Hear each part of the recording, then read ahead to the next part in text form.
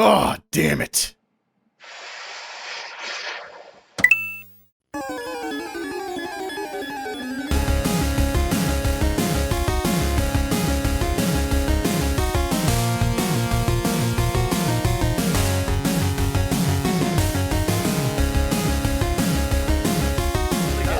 He sent me a picture of him holding something. It was just like he'll get it, but he didn't get it. He just didn't get it. I'm just gonna confuse the fuck out of him. I'll send him a picture of peanut butter. You should send him peanut butter now, though. Like in the mail.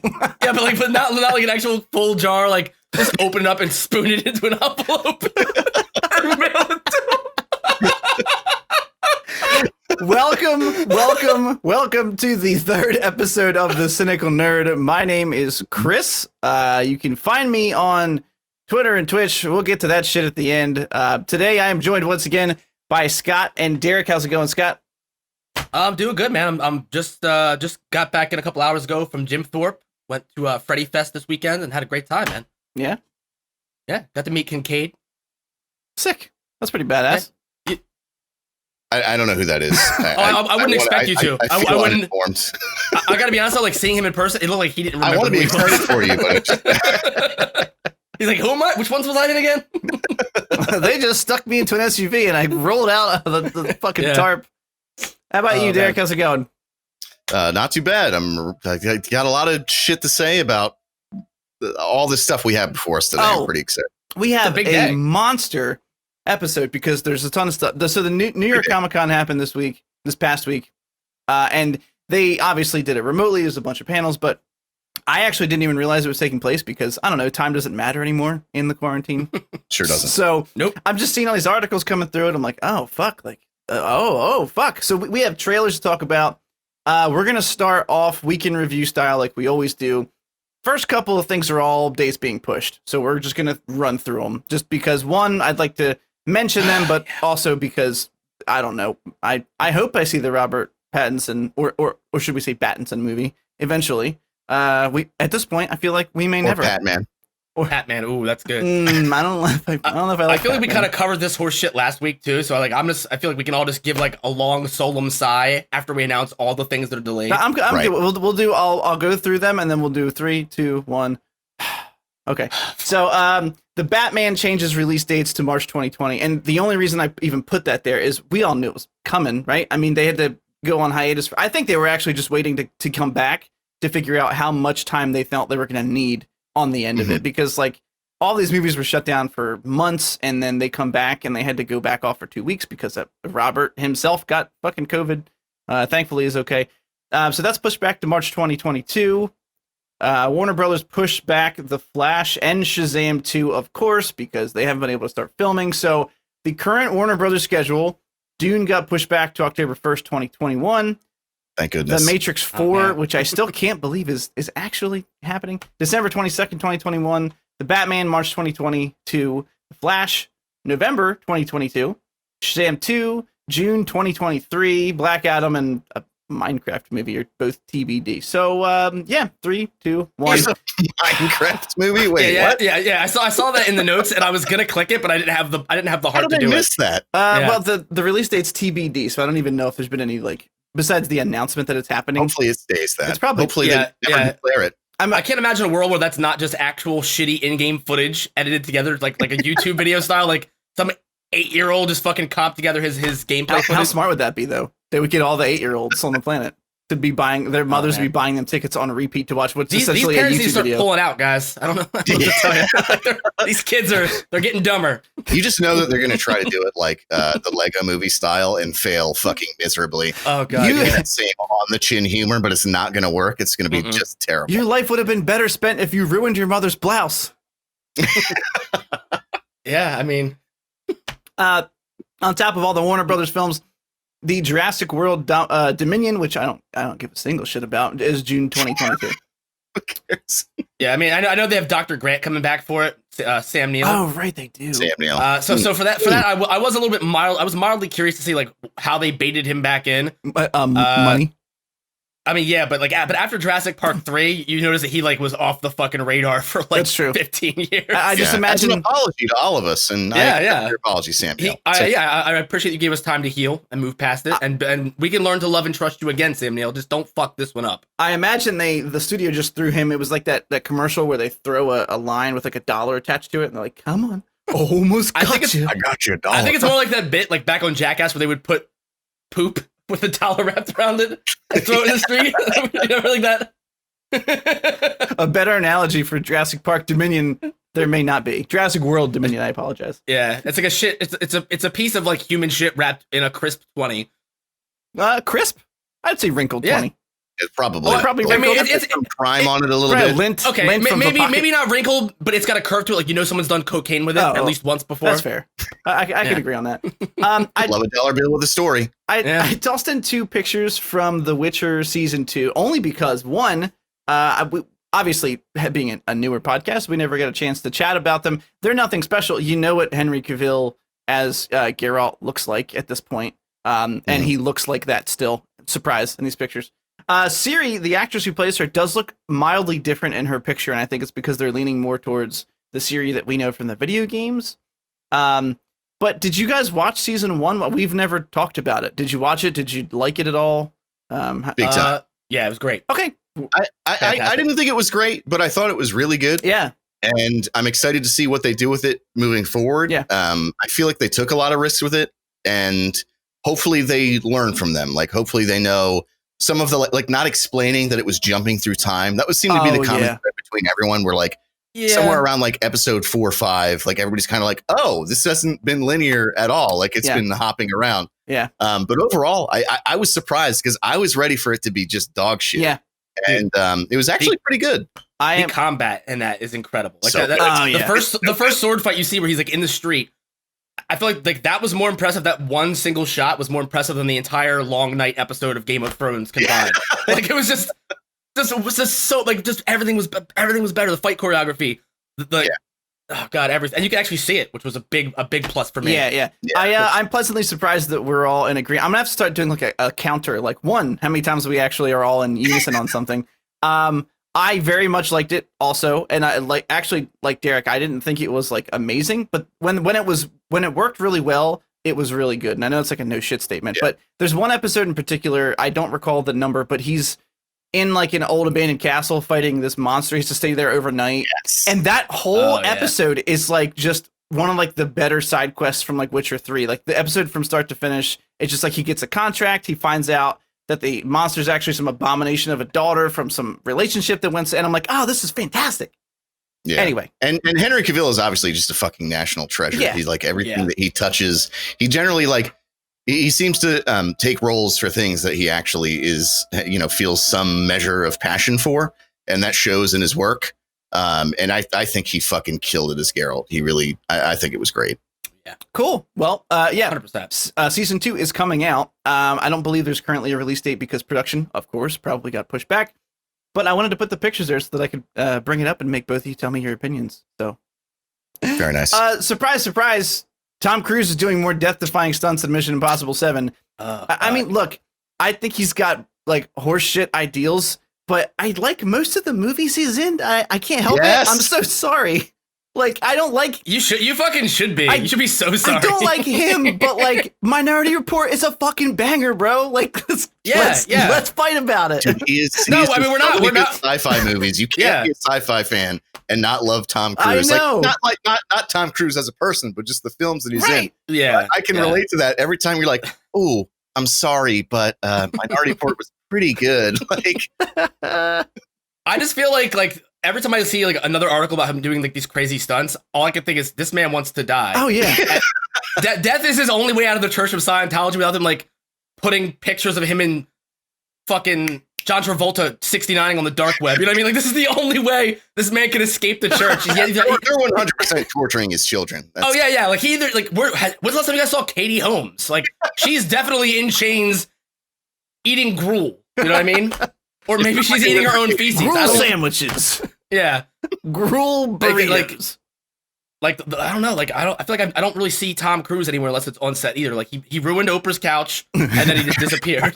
You know what I mean? And it's just like This dude, like, he lives like he has no fear, or like he's just ready to die. Like he's so afraid that death would be a great relief. You know what's great about the whole Tom Cruise thing is that everybody I know that I respect their opinions of movies feels the same way about Tom Cruise that we do. Like when I'm versed about my wife, we were talking about Tom Cruise. She's like, I kind of hate him, and I was like, have you seen most of his movies? And she was like, well, not really, dude. We watched like 4 Tom Cruise movies on like a weekend back when you could do that when there was no kids around, and she was like, I think I kind of like Tom Cruise, but I don't. You know, it's basically how everybody feels about Tom Cruise.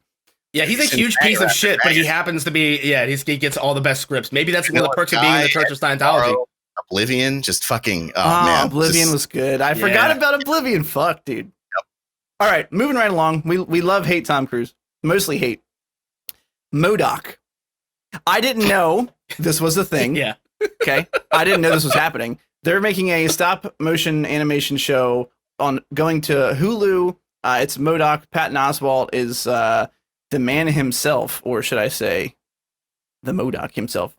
I forget what it stands for. I was going to try the acronym. I fucked it up completely. The footage, it's Robot Chicken. Like, let's be real. Yeah, but 100%. It was funny. So, what'd you think about it, Scott?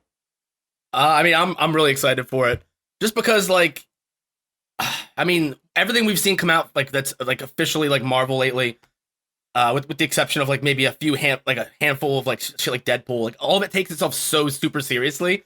So to see something that's just literally just there to be stupid and funny and doesn't have to carry any emotional weight whatsoever, dude, like, yeah, like, and Patton Oswalt, like the man is just always consistently funny. Anything that he puts his hands in, from the Parks and Rec filibuster, which was like just 7.5 minutes of him just ranting and raving like a lunatic, to, you know, like his little cameo on the Mandalorian. You know what I mean? Like he's great in everything. Yeah, it was pretty great. Also, there's the show. Shit, is it called Buddy? There's a show where he's a little blue unicorn. It's almost like Sci-Fi Channel. I forget the. Happy. Happy. Yes, I only watched. Really good show. I only watched like it's got the forehead guy in it. Yeah. I only watched like the first 3 episodes, and no failure to the show. It was fantastic. I just stopped watching it because I'm a piece of shit. It got canceled anyway. So. Yeah, it did get canceled. There's 2 seasons, right? Yeah. Yeah, I only watched like half of the first or 3 episodes. And he was so good in it. He was excellent. I think, you know, last week we had talked about how Marvel is kind of doing this thing where they're just like trying anything. Like I feel like after this like pandemic, they're desperate to fucking make money. So they're like every avenue is being explored right now. Yeah. And so like with, you know, things like the Nick Fury show, like that kind of shit I'm not into whatsoever. But this MODOK thing, I want so intensely to hate it. I just want to scoff at it and just like discard it immediately. But there's some quality to it that I'm like, you skip by that so weird. Real quick. Dude, it's so like, it's such a brash move that I'm like, I literally like, I'm required to watch this. Like, why would a multi-billion-dollar company do something like this? So it's like, I have to see it. I have to. I mean, you have to imagine like Patton Oswalt's pitch to Marvel was, all right, well, I'm going to take MODOK and I'm going to turn it into like a Robot Chicken for adults show, like literally for adults. Like we're going to do like silly shit. And I mean, I kind of feel like it works because he's such a silly fucking he's literally a head with fucking arms and legs dangling off the side of his little body.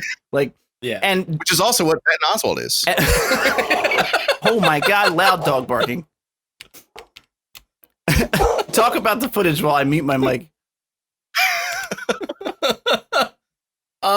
Okay, so for those of you who don't know, MODOK is it's a ridiculous character. It kind of leaned heavily into like that Todd McFarlane art style at first. I think I'm safe. Like the big giant scary face, tiny little like like we talked about fetal alcohol syndrome earlier today. It's kind of like no. Or fetal alcohol syndrome. Yeah. No, but it stands for mechanized organism designed only for killing. I looked that up as well, and I'm seeing mental/mobile/mechanized organism design. Like, is the first M really? Yeah, they couldn't fucking decide. There's a straw poll still. Oh my God, that's fucking amazing. Is that that's a potential contender for the name of the episode? It'd be long as fuck. But yeah, I mean, I think it worked, and I'm really looking forward to it. next up, I think we need to make our own acronym for what MODOK means and have that be the title of the episode. That should be our goal. By the end of this episode, we all have one in the back of our head and we pitch it. It's too many letters for me to do off the cuff during recording. I'm gonna get a notepad out. Okay, all right. I'm gonna have to put like yarn between each of the letters and photo. When Derek takes his inevitable pee break, we'll all have time to think about it. That's true. Yeah, that's true. That's a good time. The next one we basically put up here so that Scott could either bitch and or talk highly of. The Resident Evil reboot has announced their casting. I mean, obviously we all have thoughts, but I think yours may be the strongest thoughts. So I'm gonna let you go ahead and take the wheel. Jesus, take the wheel. I mean, it's exciting. It's definitely exciting that they're completely just scrapping that entire dog shit like Resident Evil movie universe they built. What's the director's name? The one who throws her in everything? Paul W. Anderson or something? Paul W. Anderson, yeah. First he ruined Resident Evil, like right out the gate. Like just like the first one was kind of like, you know, it had like kind of that campy, like Day of the Dead kind of vibe to it. There's a lot of a lot of throwbacks, a lot of homages to like old school zombie horror that like as a kid you don't really appreciate, but it's still dumb fun. Right. You know what I mean? I can agree with that. Right out the gate with Resident Evil Apocalypse, it just went right off the fucking rails. Like it was like I remember being 13 and being like, this fucking sucks. And it had skin tight leather pants, it had giant tits in your face, guns, explosions, and blood and gore. I was like, this fucking sucks. So like how bad is it really in retrospect if you go back and watch it when your hormones aren't like just rapid fire cooms, you know what I mean? When you don't have like an AK-47 between your legs going off every 15 seconds. How bad is it now? I'm excited to see them stick closer to the canon, to see like a fresh perspective. The casting, I'm not really too familiar with a lot of the actors and actresses that they cast. They're definitely lower tier. I mean, the one guy is the brother of the guy that played Arrow. Yeah, that means nothing. Robbie Amell. Stephen Amell played the Arrow on the CW show. Robbie Amell is in this. He's going to be playing actually Chris Redfield. Okay. My one complaint though is it seems to me that David Harbour would be just the best choice for Barry. If you guys remember the old games Barry, he was like Jill's partner. He was like a big burly kind of like he was like your uncle who tells off-color jokes, you know, and like always has a dad joke ready to go. Yeah, that seems like David Harbour. Yeah, he's has coined such phrases as "you were almost a Jill sandwich," or "you are the master of unlocking. Take this lockpick as the master of unlocking, so you can unlock things." You know, like just gems like that. Right. Nothing would give me more joy. Like I know it would be like such low hanging fruit, but to hear David Harbour say something along those lines in an actual like, you know what I mean, like in an actual reboot of Resident Evil. Yeah. But he's too much money now. That's true. Is he though after Hellboy? Yeah, but he just upgraded. He's going to be in the Black Widow movie that may or may not exist. It's like Schrodinger's Black Widow movie. He's the fat Captain America. It definitely exists. But at the rate this is going, we're all going to die before we ever get to see it. I had read that, you know, I obviously I saw the casting and same. I recognized some of them sort of, right. Like that's really it. But you know, reading the article, apparently they intend to stay pretty close to the source material. Yeah. Now I remember, like, I only played 1 and 2. I never played any of the remakes. I never went anything beyond that. I never really cared for them a whole lot. But I remember that 1 had this sense of like isolation, like you're just in this one fucking spot in this huge town that's suffering from this fucking disease, and it really did well at that. So I'm hoping that they capture that sort of sense again. That's really all I have to say about it. I don't know a whole lot about Resident Evil, but I'll watch it. I mean, but yeah, those original movies were terrible with fucking Mila Jovovich or whatever her fucking name was. Yeah. Mia just terrible. Yeah, Anderson was hell-bent on ruining Resident Evil, and now he can't wait to ruin Monster Hunter for everybody. And he's done it. He's ruined it. He's gonna. It's but like I think another thing to note is there is also a live action and an animated series of Resident Evil coming to Netflix sometime in the next year or so. Which nobody who's a fan of Resident Evil is like anticipating in any capacity, as far as I know. I mean, there's one. I mean, what I'll say is this: I could give a shit about Albert Wesker's children. You know what I mean? Like the plot of the live action one, I believe, is that the Wesker children come back to Raccoon City and uncover their father's, like, you know, torrid past. Mm-hmm. It's probably going to be like, you know, like a series of unfortunate events kind of bullshit. You know what I mean? Like it's going to be just like this with zombies. Ooh. Yeah. Well, it's because like it's hard. Whenever I hear like orphan children returning home, I just roll my eyes so fucking hard. Yeah. Because it's a trope like it's been beaten to death again and again. And I think one thing you would want to see in Raccoon City would be like something more along the lines of Walking Dead style scenario, like within the RE canon, seeing like normal people who don't have any military training figuring out how to survive. Like something like that could probably go for like a solid 2 or 3 seasons. Yeah. As long as they don't rake it out over the coals like the fucking Walking Dead. Jesus. Like I think everybody on that fucking show is dead that's still on air. You know what I mean, like, Yeah, I don't know. I don't know the name of one cast member who's left on that show. Well, no one now. It's finally canceled. Thank God. Well, was it finally really? canceled? It's done. It's finally done. How did that not make the news? Thanks, science. We dropped the ball on that one. Nobody cares anymore. Like, what, watching it or not, nobody gives a shit about The Walking Dead anymore. I saw a trailer for like the newest season coming on. It was just like that guy Eugene, the guy with the mullet, riding a tricycle, looking all sad. I'm like, is that the only strong male lead they have left on this fucking show is Eugene? Yeah. Yeah, the writers are like, fuck it. Is that all? We just have Eugene? Fuck. Oh man. Feature him in the trailer. We should have kept that kid for Everybody Loves Chris alive, man. We fucked up. Oh, great. All right. Moving along. We have a superhero movie that involves marijuana. So there has been reports. There's no release date announced. Andy Samberg and Craig Robinson, 2 men that I love a whole lot, are going to be teaming up for a movie called Super High. Very, very inventive title. They said think Pineapple Express meets Blunt Man and Chronic. I was personally going with Limitless, but with pot. No doubt Sandberg and Robinson will be a pair of slackers who I'm only reading this sentence because the ending is fantastic.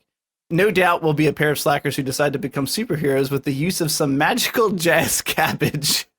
Who the fuck's this jazz cabbage? Perhaps with Commons also in it, starring as a more experienced do-gooder. So yeah, it looks like, I don't know. Didn't they just do this with Project Power or some shit on Netflix? That's just the serious version. They're gonna get someone saw that and they were like, let's make a totally goofball version. And somebody agreed. Sometimes you hear these movies and it's like, all right, someone had the idea, right? Everybody has ideas all the time, but at least 10 people agreed to that idea and then put money down on it. Right. I don't know. I can't get into like fucking buddy stoner movies anymore. I mean, well, I was gonna say it's almost like they got into a room and Sandberg is like, well, I'm getting a little low on money. What comedy can we do that involves pot? What haven't we fucked up yet? And they landed on superheroes. They're like, fuck it. Hey, one of them like old school gangster turned to each other and was like, we haven't done a superhero version yet. Let's take 2 fucking dying industries, superheroes and stoner buddy movies, and make them one thing. Dying industries? Well, yeah, tired industries. I mean, they're definitely flourishing, but it's like like dying industries. Man. Stop. I should have said stop tired. projecting your hopes and dreams over there. So we're all pretty much in a poo-poo this agreement until we see something that changes our minds. The thing is, like, Andy Samberg is like, he's so funny. Like, there's nothing he's done that I don't love. Is the thing. That's also true. Andy Samberg is also a national fucking treasure. Yeah. He's so the only way this works is if it's like making fun of both those genres. If it's like how he did that fucking modern day Spinal Tap about the pop star. That was good. Like it was fucking great. I haven't seen that. It's good, dude. It's so fucking good. I feel like it didn't get as much popularity as his other stuff for some reason, but it was really funny. Yeah, it's one. I think it's one of his better movies. It's basically just the guys from the Lonely Island, and they pretend to be like this Beastie Boys style, like awful hip hop trio. And then he breaks off and he does his own thing as like a Justin Bieber style douchebag. Yeah, right. And it's great. It's fantastic. Palm Springs was incredible. Like, that's what I was just going to say. I was going to ask if you guys saw it. I was surprised that I liked it. It looked like a fucking cookie cutter rom-com, but it was actually pretty enjoyable. I actually haven't seen it yet. It's on my to watch list.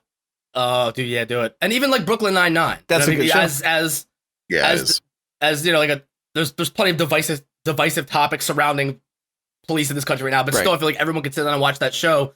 And you look at them as if they're people, not what they do. You know what I mean? Like it's just. What's crazy is you go into all these like ACAB subcultures, and like even they're like, but Brooklyn Nine-Nine. I love Brooklyn Nine-Nine. Yeah. Fucking hilarious. Yeah. Like fuck the police, but like Andy Samberg, am I right? Yeah. You know what I'm saying? Yeah, the 9-9's all right. Yeah, I mean, it'll get the benefit of the doubt more so than any other thing that would be announced, only because he's involved, and I know his scripts are almost always pretty pretty quick-witted. So I'll give him a little bit of leeway here. Yeah, and I mean, and him and Robinson, like every time they're on Brooklyn Nine-Nine together, they shine. Yeah, their episodes are some of the Pontiac Bandit episodes are some of the best episodes of that show. And that's saying something though, because like there's not an episode of that show that when I watch it on repeat for the like 15th time, I don't skip over anything. Yeah. You know what I mean, he's one of the only people that like, you know how there are actors who like they're not even acting, they're just themselves. Yeah. I hate that. Like I hate Denzel Washington, fucking Samuel L. Jackson, Matthew McConaughey. They just show up and they're just themselves. Like it's like, all right, that's not acting anymore. I'm glad you went with Matthew McConaughey because we were heading down a dark path there for a minute. A bit of a theme there. yeah. I was about to be like, it's like, hey, Scott, something about Derek you want to tell me? Yeah, you have a rally to get to after this, buddy? You can cut it short right now if you want. Oh, no. I noticed that myself too, and I'm like, all right, think of someone else. Hang on. God damn it. That was amazing. But anyway, Craig Robinson, he's one of those. Like he's always he just shows up and he's just Craig Robinson, but it fucking works. But do you fucking hate it though? No, I don't. That's what I'm saying. All right, good. Just checking. I'm saying it's excellent, dude. This is the We're gonna have to keep our eye on you. Yeah. All right, so Super High is coming out at some point in the future, whenever things go back to probably 2021, right? Because 2020 is a fucking wash. We just consider it a garbage year. We'll throw it in the can. Yeah. Can we just pour one out? And by that I mean chug whatever we're drinking for all the movies that we give a shit about that have been postponed, all the movies that we don't care about that now we have to wait until they're done their fucking 3-month cycle to see something good in their place. Yeah. It's not so much that I miss what we're missing out on right now. It's that I know it's pushing back all these other things I was excited for. Yeah. That now the industry. It's like that. You scratch my back, I scratch yours. So they're not going to be playing something like same opening weekend as Black Widow because they don't want direct competition. They're going to like. I mean, I mean, like I always welcome delays because, like, you know, the obvious thing is if they're not delaying, then it's going to come out unfinished, and I fucking hate unfinished shit. Which nothing is more, no industry is that more prominent in than the video game industry. But even like movies, I don't know, schedules get rushed. Obviously, you have like actors who have the next 3, 4, 5 years of their life planned out, like what they're doing, you know, when and where. So I get that something like this can throw a wrench in it, and it does suck. But I'm willing to wait if the end product is worth it. Yeah, and that's why we opened up with Batman being pushed to 2022, which is wild to me. That they have a trailer that was that fucking good, by the way. And it's still like 2 years away. But at the same time, it's like, all right, well, if that makes it, you know, a more enjoyable experience, then, you know, I'll wait. Yeah. I'd rather see it in 2022 and love it than see it now. And it's just terrible. Yeah. So, I mean, that's completely fair. My biggest gripe is with movies that are finished, that they're just holding in the vault. You know, like that Disney vault. Right, because they don't want them to weigh up against Sonic the Hedgehog. They don't want to lose Sonic the Hedgehog. Yeah, I get that. Keep it. Oh, we're bringing it back, boys. But there are movies that are releasing this year still. Like there's only like 3 of them as of right now. Like I think Wonder Woman's still currently on the slate. So far, yeah. For December 25th. Really? Yeah. Christmas. And December 12th, Free Guy, which is basically like what if Ryan Reynolds was an NPC in Grand Theft Auto? Oh yeah. And like as fucked up as it is, I'm really excited to see that. He's a fun I'm always guy. excited to see Ryan. Yeah, it's just gonna be like a great time. He's been in a couple dog shit movies, but like he seems like a good guy. He's got a good sense of humor. You know what I mean? He's one of those guys. Yeah, I mean, I feel like he's handsome as fuck, but he's also pretty funny. Yeah, but like he's waiting, dick, but he'd also like like leave a note on your bed when he left the next morning or something. Yeah, that's my fantasy. That's what I pull one out to. No, dude, like between waiting and the Deadpool movies, I can forgive Green Lantern and R.I.P.D. You know what I mean? Like, I don't know if we can forgive R.I.P.D. I don't even know what R.I.P.D. is. Well, then you're in a better place for it. All right. And look, I agree with Derek and Scott. I think that if things need to be pushed, they should be pushed. We're all frustrated in the same camp because life has basically been put on hold during all this, and it sucks. But I'm also not saying none of us are like anti-maskers. Like, you should absolutely be taking it seriously. And we've always talked about not being political, and I'm not going to say anything political, but, you know, be safe. I know it's stressful and that we're still in this, and we get exhausted from still having to deal with it. But please push the shit if you have to. We just want it. Yeah. We're just greedy nerds and we want to see that shit. Yeah. I mean, let's be honest. Like right now, there's so little to look forward to for a lot of people. A lot of people have taken giant financial hits. Yeah. They can't afford that big vacation they had planned 6 months ago. Holidays have almost no meaning because I'm at the point now I'm looking forward to seeing my uncle that's gonna just spout racist nonsense. Like I like that's just I just miss genuine human interaction. Like, is your yeah, racist uncle's name Derek? No. I thought of another one. I thought Tommy Lee Jones. Right? I thought of another one. Tommy Lee Jones. It's upsetting me. It took you that long. So I'm having a real hard time thinking of an old white actor. I mean, I think we can all collectively hate Clint Eastwood now too, though. Fuck that guy. Right? Oh, he's the worst. Fuck that guy. Piece of shit. Dude, wouldn't you love to just punch him in his fucking dumb chin? Oh my god! You know he wrote Gran Torino just so he could use like Asian ethnic slurs and get away with it. Asians. It was the whole point of that movie. He's over here. He's scheming in the writer's room. Like, how can I get away saying these words? All right, guys. I don't know what the next. He's trying to co-write a movie with Spike Lee right now, but it's real edgy. All right, guys. Look, I don't know what the next movie is going to be about, but on the whiteboard behind me, you'll see 4 words. They better fucking be in it. Can it just be episode? We could probably cut some of these inflammatory words. No. That's why we're here. Hard no. Yeah, dude. Like, fuck Clint Eastwood more than anyone alive right now. I think that whole "get off my lawn," like, fuck you, man. Don't try to do a callback to your other movie that didn't suck. Don't try to do that fucking make my day. Like, fuck you. We are fucking humorism personified. That's like yeah. We are. That's why we are ranting a little bit, but I'm just gonna throw this out in the ring as a contender. Episode 3. Fuck Clint Eastwood.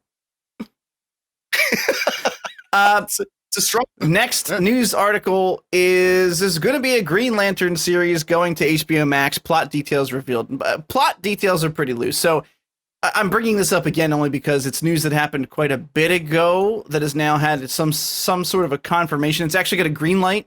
There were talks before. I don't know if you guys are aware, but there was going to be a Green Lantern Corps film coming out back when they originally announced it. I think in like 2020 or 2021 or something. Hilariously, no way in hell it's happening. Then they moved it to it's going to be a television show. And I actually think, regardless of your feelings on the Green Lantern Corps in general, a show like this where there's going to be multiple lanterns that are being focused on, a TV show does it far more justice than a movie. The movie would be bad because you wouldn't have enough time to develop anybody, and therefore the entire thing would suffer. This news, this is only news because it's been officially given a green light, so it's happening. HBO's giving them money. It's going to be... Are you okay? What's the matter? Sorry. I still have my TV paused from when I watched that Haunting of Blythe, whatever the fuck it is. Bly Manor. And it just started scrolling, and I saw a still frame of Netflix like showing me a preview, and it's like a new movie with Kevin James and Adam Sandler. Yeah. Oh God. Yeah. No. Oh God, we got to review that next week. Are you kidding me? That looks terrible. Is that the Hubie Halloween? Yeah. Okay. Yeah. Kevin James looks like he has been living in a cabin eating his own cum for sustenance. Well, I was like fucking 90% of the way through that trailer. I was like, "Is that fucking Kevin James?" Well, you want to watch it for next week? Oh, dude, fuck yeah. I'll waste an hour at least. Did you see that Kevin James movie that came out where he plays like a neo-Nazi? No, I didn't watch it. Dude, fucking awesome. Is it good? Fucking Derek, you'd love it.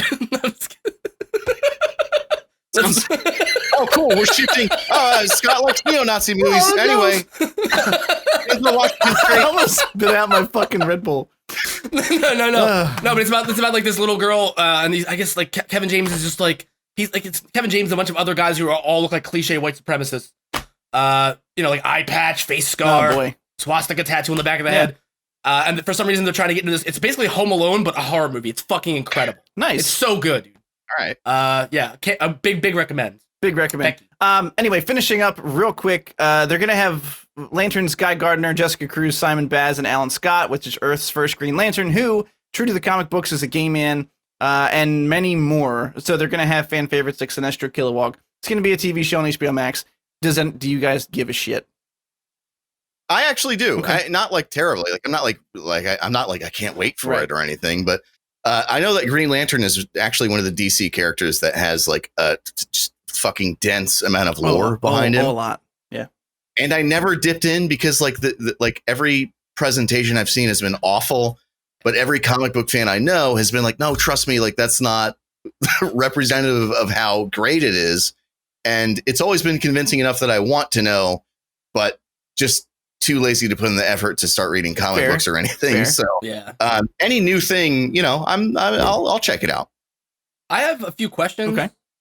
For me, it's just like how many different lanterns are there? Because I know I've seen a red, I've seen the whole yellow, color I've spectrum. seen green.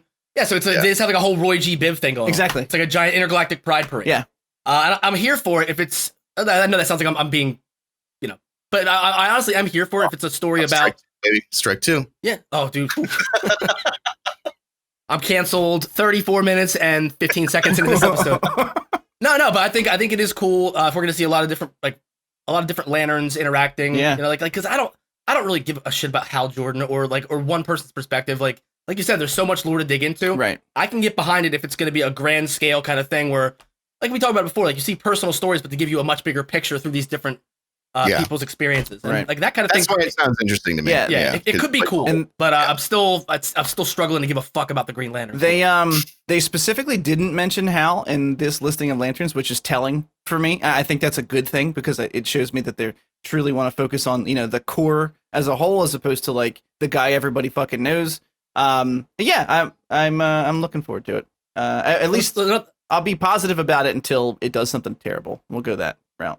I mean, my next question would be like, how long is it? Like, are they going to follow the same arcs that we've already seen in like the movie? You know what I mean? Like, probably not. Like everyone knows that Sinestro eventually becomes a big bad. Yeah. Is it going to be like one of those things where it's like watching like the Star Wars prequels or like the Clone Wars, where the inevitable end? Right. If so, how are they going to keep it like fresh? Right. Throughout that, because that's as far as I know, that's like the most engaging arc in the Green Lantern story is when Sinestro kind of falls from grace. Yeah, it is. Yeah, but when you go back, it's not always the worst thing in the world. I mean, I know on one of the Shadow episodes in the Lost Lands, we talked about them Shadow episodes. Yeah, it's pretty good. Yeah, we talked about Rogue One and how how that ends. Yeah. And you expect going into the movie that you're not really going to care about anyone, but along the way, you kind of do anyway.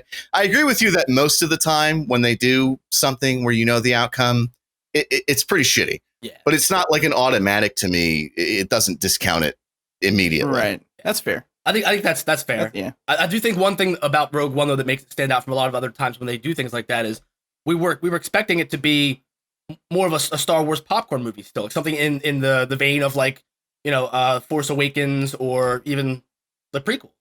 But it has so much emotional weight to it that you didn't expect. So much. Like, it just blindsides you. Like it is. Yeah.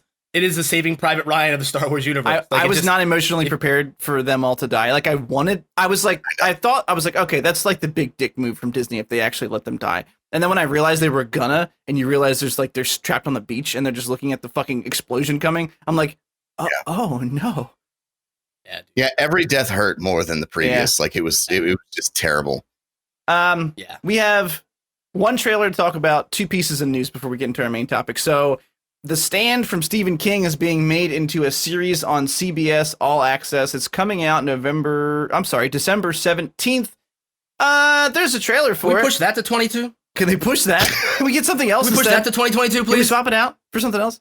Yeah. Yeah, go ahead. Dude, like Stephen King has written over 61 full-length novels, over 200 short stories. Can we do something fucking else, I thought please? The same exact thing. Like how many times have you seen them remake the same Dean Koontz story 8 fucking times for TV? Like, Jesus fucking Christ. Do you mean Diet Stephen King? Yeah. He's the Diet Dr. Pepper of Stephen King, which means like he's still got a lot of flavor. He's refreshing, but you don't feel like shit afterwards. Yeah. Because it doesn't take you 12 hours to ingest, or to digest. I just like that I watched Scott. I got to watch Scott watch this trailer, and he goes, "Oh, it's the hot vampire." yeah. Dude, like the cat. It's the fucking. It was the smoke show. From, the smoke show from True Blood. Yeah. But it's like, dude, like it's the casting is great. But why are you bothering to get Whoopi Goldberg and Hot Vampire and oh shit, hang on, drop something. Dickhead Cyclops to do something that like nobody's asking for this. No. Like the thing is, everybody knows why they're making a stand show, right? Because fucking coronavirus happened. That's why they're making a stand show. And well, for it to be ready in December, there's no way that they started it after coronavirus started. Okay, all right, fair play. Gotcha. But I ruined his whole train of thought. You're right. Out of all his works, it's like the reason I think they're picking this one is that the 2 most disputed things that his fans talk about are like what is it The Stand or the Dark Tower series that is his magnum opus? Obviously, they tried to make a Dark Tower movie and it was fucking dog shit. And now they're making a Stand show and it'll probably dog shit. That being Dry, said, crusty dog shit. Like that gray shit. I wasn't like, the one thing that turned me off of that trailer was that it's on CBS. I was like, okay, so it's going to be like fucking damn the entire time. Yeah, but they're gonna put it on their fucking bullshit streaming platform that no one is paying for. Yeah, like I still haven't seen the fucking Twilight Zone because you want to charge me $8 a month. Like fuck you. I know several Star Trek basic fucking cable. I knew a couple Star Trek fans who liked the Picard series. Personally didn't really give too much of a shit about it. I would love to watch it if they didn't have a fucking gatekeeper for it. Like I would love to watch it if Star Trek wasn't the most boring series I've ever tried to initiate. Okay. No, well, we're 2v1 but here. I'm on Derek's side. I fucking hate Star Trek. I'm sorry. I'm sorry that your loving fathers never took you to go see Star Trek Contact when you were 12 years old, and it was a magical experience that you thoroughly enjoyed. I'm sorry too. Well, yeah, you should be, because First Contact was incredible. Jean-Luc Picard. Yeah, I'll have to take your word for it there. I mean, or you could watch it. You were watching First Contact, and I was. No, I agree that I could. Yeah. Gonna make some terrible fucking. Why don't you go watch The Lighthouse again, you piece of shit? That's an excellent idea. You fancy my lobster? Can we all agree that this trailer was just not good?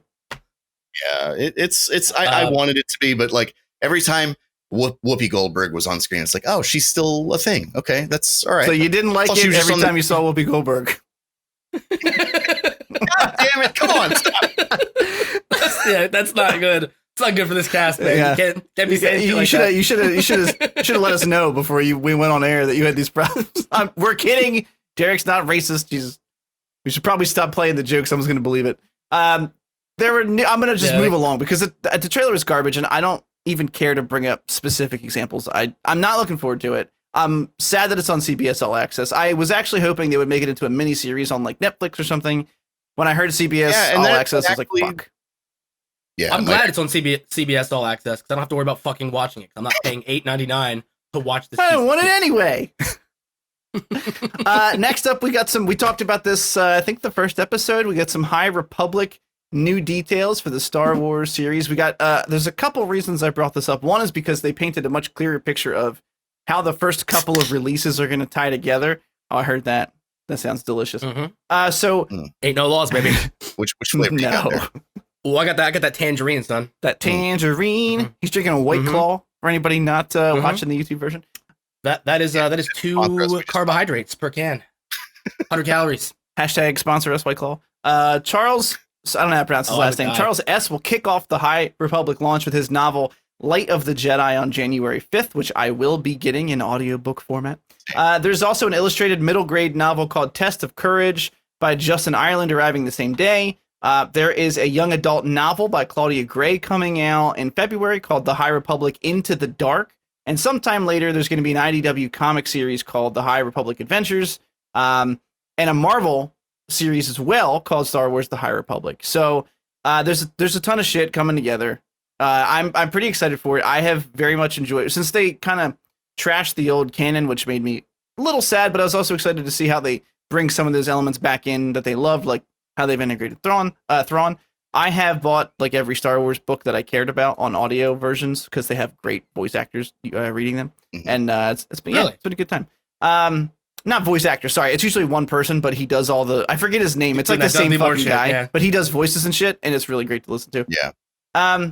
Alongside that picture they painted, there's 2 things in this article that were interesting. Scott, you and I were talking about the unique modified lightsabers. Like one of them actually looks like fucking Excalibur, like a claymore. Yeah. So cool. It looks really it has that Kylo Ren hilt with protective metal shielding, which makes way more fucking sense. It's almost like someone said, that's not bad, but it's dumb. So yeah. Can we fix that? Because like, hey, you just bump into something and whoop, there goes my fucking hand. Yeah, really. Yeah, no, that guard makes a ton of sense. It's like a no shit. Like, why wouldn't you do that?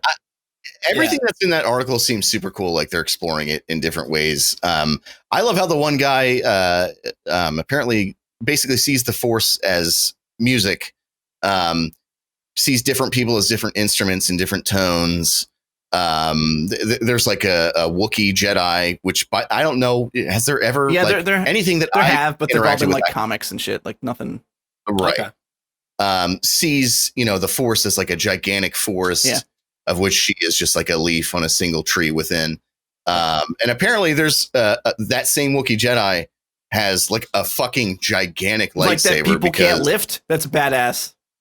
Yeah. So I'm really, really excited for this, actually. I know we talked about it, I think episode 1.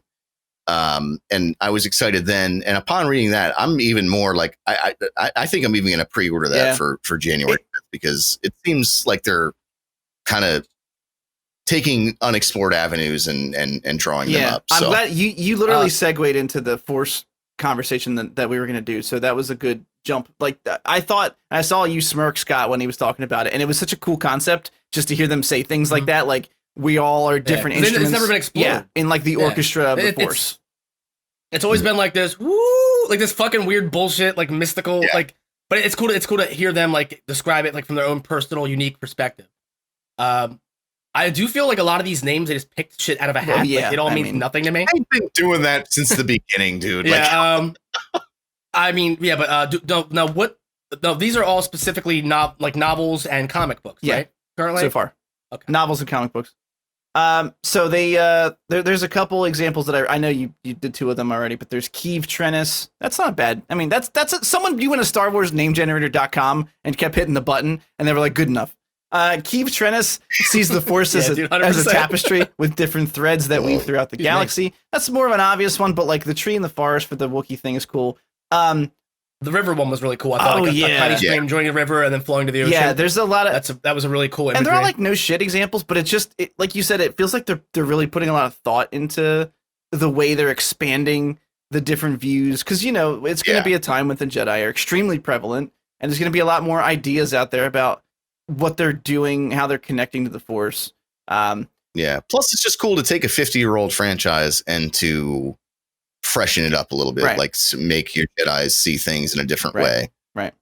I think we might be seeing Jedis who are more like free thinkers in this version. From like the little bit that I read of the article here. Gray. I don't think it's gonna be based around like the council so much and that hierarchy. I think it's gonna be like like a no man's land. Like you said, like it's a time of peace. And Jedi act like sheriffs. They're out there doing their own fucking thing. They're probably not following the code of the Jedi Council to like the fucking T, man. They're probably just winging it. And I think that could make for really interesting stories. I mean, especially if somebody maybe is tempted to the dark side while out there doing their own thing. I mean, think about it like from this perspective of all the movies and even most of the canon that all of us are exposed to so far. Like the way of the light side of the Force basically all gets distilled from like Yoda's teaching. Like everybody kind of thinks that's the ultimate version of the light side of the Force. So to push this back like 200 years and see the kind of interpretations, like we've been talking about, of different Jedi and how they view it differently and how they view their role in the universe differently. I could talk about it forever because we're all giant Star Wars fans, but I'm pretty excited, and I also am going to pre-order that novel, like Light of the Jedi. I think it's going to be badass. We have one more topic to discuss before we get into our main topics, and this should be a short one because Paul W.S. Anderson, who we just talked about fucking up all the Resident Evil franchises, he's making a Monster Hunter movie with Mia Jovovich, and there was like a 3-second clip in that thing that I linked, which is timestamped, but it's garbage. It looks like garbage. It looks like Jurassic Park 3. Like I somehow I see it in there now. I somehow missed it. Like I didn't watch this, but it sounds like I didn't miss anything. Don't do it. Don't do it. No. Like to me, like I was like, fuck this when I saw they had guns. I'm like, that's not at all what is like. Have you played Monster Hunter, or did you just like look at an art book of it and decide to make a fucking movie? They gave Mia Jovovich a big foam sword to carry around, and they put her in the same outfit they put her in the Resident Evil franchise. And then they might have even literally they might have even stolen the Resident Evil Apocalypse set because they're walking through the desert at one point. And then they were like, fuck it, CGI dragon. Okay, boom, we're done. Monster Hunters, boys. Oh, Jesus. Yeah, it's gonna be so It's crazy that they took a video game and they're doing an unfaithful movie adaptation. That's so weird. Like, I feel like Anderson is the new Yui Bold. Remember that guy who made the fucking House of the Dead movies? And they were so like Anderson is just determined to like destroy every Capcom franchise he possibly can on the big screen. Like Devil May Cry is definitely next. Oh yeah. Cause like that's already one of the worst written series of all fucking time. Yep. You know what I mean? Like I went back and played the original Devil May Cry like maybe like a month ago, and it's literally like it's it's just like Vin Diesel chugged a Monster Energy drink and just and just slammed his fists and forehead down on a keyboard and wrote the dialogue. It's so fucking bad. It's really, really fucking poor. But it totally works, doesn't it? Dude, yeah. It totally works. Dante gets impaled with so many swords in that. Like it's like watching. I'll say too many swords. Yeah. It's like that Piper Perry meme where there's like it's just Dante on a sofa surrounded by 5 swords. Just swords. No, it's gonna be bad. It's gonna be really fucking bad. Mila Jovovich. She is the nailed it. Got it in one. First try, bro. Cut and print, boys. Cut and print. No, it's gonna be so fucking bad. And the thing is, I don't have any reason to believe that she is a bad actress necessarily. She's just always handed bad. Yeah, she's just never been in anything good. Like you can make an argument that The Fifth Element wasn't terrible, but her only line of dialogue was Lilo Dallas Martinez. Like, and how do you fuck up that? It when she only has that 3 movie's words of amazing. dialogue. You watch your dirty mouth. It's so I mean, good. we all love the Blue Opera Lady, bro. so Relax. We're not coming for Gary Oldman was just back then was always a Third, bad man. guy, and it's crazy to see like at some point he just transitioned into always being a good guy, and dude. He turned into daddy. That's what happened. Yeah. He just that's became true. your dad. That does power. happen. You get those great. Dude, great Gary streaks Oldman your in hair. True Romance, Jesus fucking Christ, man! Like it's crazy to me that he doesn't have like a wall of Oscars. Yeah, It's insane. Does he not have?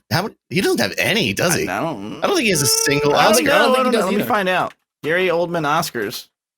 Maybe he should make a movie where he's just dying on the side of a mountain for 5 fucking hours straight, and they'll give him one. He's Are you talking about fucking The Revenant? Yeah. Is that what you're? he has won 2 Academy Awards, but I don't see any Oh, Oscars. okay. Well, that's an Oscar. Academy Awards don't really count. If that's an Oscar, then That's what an Oscar is, fuck. guys. That's an Academy Award is an Fuck. Oscar. Well, that's my big gap for the episode. Well, We're gonna like we got Air 5 on that Air one. 5. We're gonna jump into main topics because I'm excited, and we've spent there was so much fucking week in review news. It's been 50 minutes already. This actually sounds like a great time for me to go take a piss. Are you gonna get? All right, Gramps. Go ahead, brother. Go Sorry, ahead. I'm gonna do it. Mm-hmm. Am I Gramps or my brother? Yeah, both. The answer is Okay. yes. Yeah, we live south of the Mason-Dixon line around here. Ooh, someone's gonna be mad about that boy. one. Yeah. So we have a special guest on our podcast today. Her name is Ron. How you doing, Ron? No, not responsive. Oh, she's back there. Hey, How you doing? What are we playing? What are we watching? I would love if Ron just came and sat down in his seat right now and just took over for us the podcast. Like you're done, man. You're done. You missed Like it. tag her in. Yep. Tag. He'll be like, "Fuck it, I'm ready to go." Oh my god, there's so much news this week. There were topics that I think didn't even put in the list because they didn't seem relevant enough, and there was too much other stuff to focus on. Yeah. How was for you? Had a good time at Freddy Fest? Oh, dude, it was awesome. I'm actually wearing my Freddy Fest shirt right now. Oh shit! Yeah, dude. It was not what I thought it was going to be, though. I thought they were going to do what they did last year and play the first like 6 of them or like 8 of them all in a row. Okay. And they kind of like peppered in other stuff, man. They had like that movie Shocker, which is just awful. They had 8. They had one of Robert Englund's movies he directed, like 879 Evil, which is about like an 800 number you call that like gives you demonic powers. It was I thought cool. that's 8675309. Maybe. Oh, breaking news, Scott! There's going to be another Cleopatra movie, I guess, for some reason, starring Gal Gadot and Wonder Woman director Patty Jenkins. They're reteaming. I don't care. Why? Yeah, I don't give a single shit about that. Yeah, that Wonder Woman 84 armor looks dope though. That's the header picture for that article, and I'm very excited. I don't know if I believe Kristen Wiig is a villain though. You know what I mean? Like I don't know if I'm. We'll see. We'll see how it plays out. I mean, she might. I mean, Pascal looks like he's gonna be the big bad of it, and she's gonna be like a pawn. She might crush it. I think it's hard to say because like. I think they're Catwomaning like Michelle Pfeiffering. Is what they're We'll doing. see. Very Well, much. literally, she's going to be turned into a cat lady. So Yeah, like verbatim. It's almost like they just copied that entire page out of the script and threw it in there. I was talking about some breaking news for a Cleopatra movie that's going to be made with Gal Gadot and Patty Jenkins, and then we got sidetracked with because there's a header image of her in her Wonder Woman 84 armor, which I thought looked pretty BA. Yeah. How was your pee-pee? Wait, Wait, I fully drained. more importantly, how many times did you shake it? Definitely more than 3. Well, fuck. 100%. You fucked up. Yeah. That's what took so long. First main topic is only here because it helps us confirm a couple things. So the Mandalorian season 2 writers and cast were finally confirmed now that we are less than a month away from release, which I just saying that out loud made me super excited all over again. The writers and directors are basically the same set of people from the first season, which makes me excited only because they've now had a season under their belt of working together. So, of course, showrunner Jon Favreau, but Dave Filoni, Rick Famuyiwa, and then you have returning directors like Bryce Dallas Howard. They're gonna have Robert Rodriguez, Carl Weathers, who plays Grief Karga in the show, come in to direct some episodes. But I that's fine.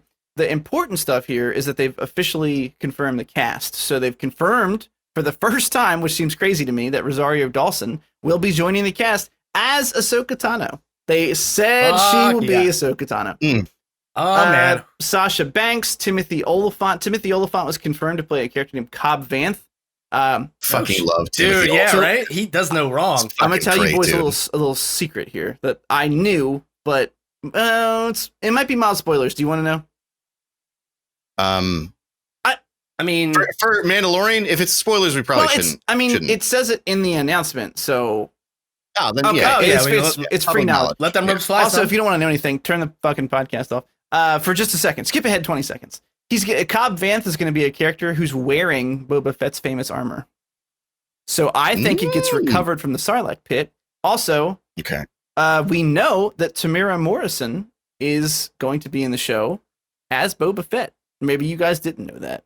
So I totally did not know that. Sorry. That's super exciting. Yeah. Again, public knowledge. So, Tamara Morrison's the guy who played Jango Fett in...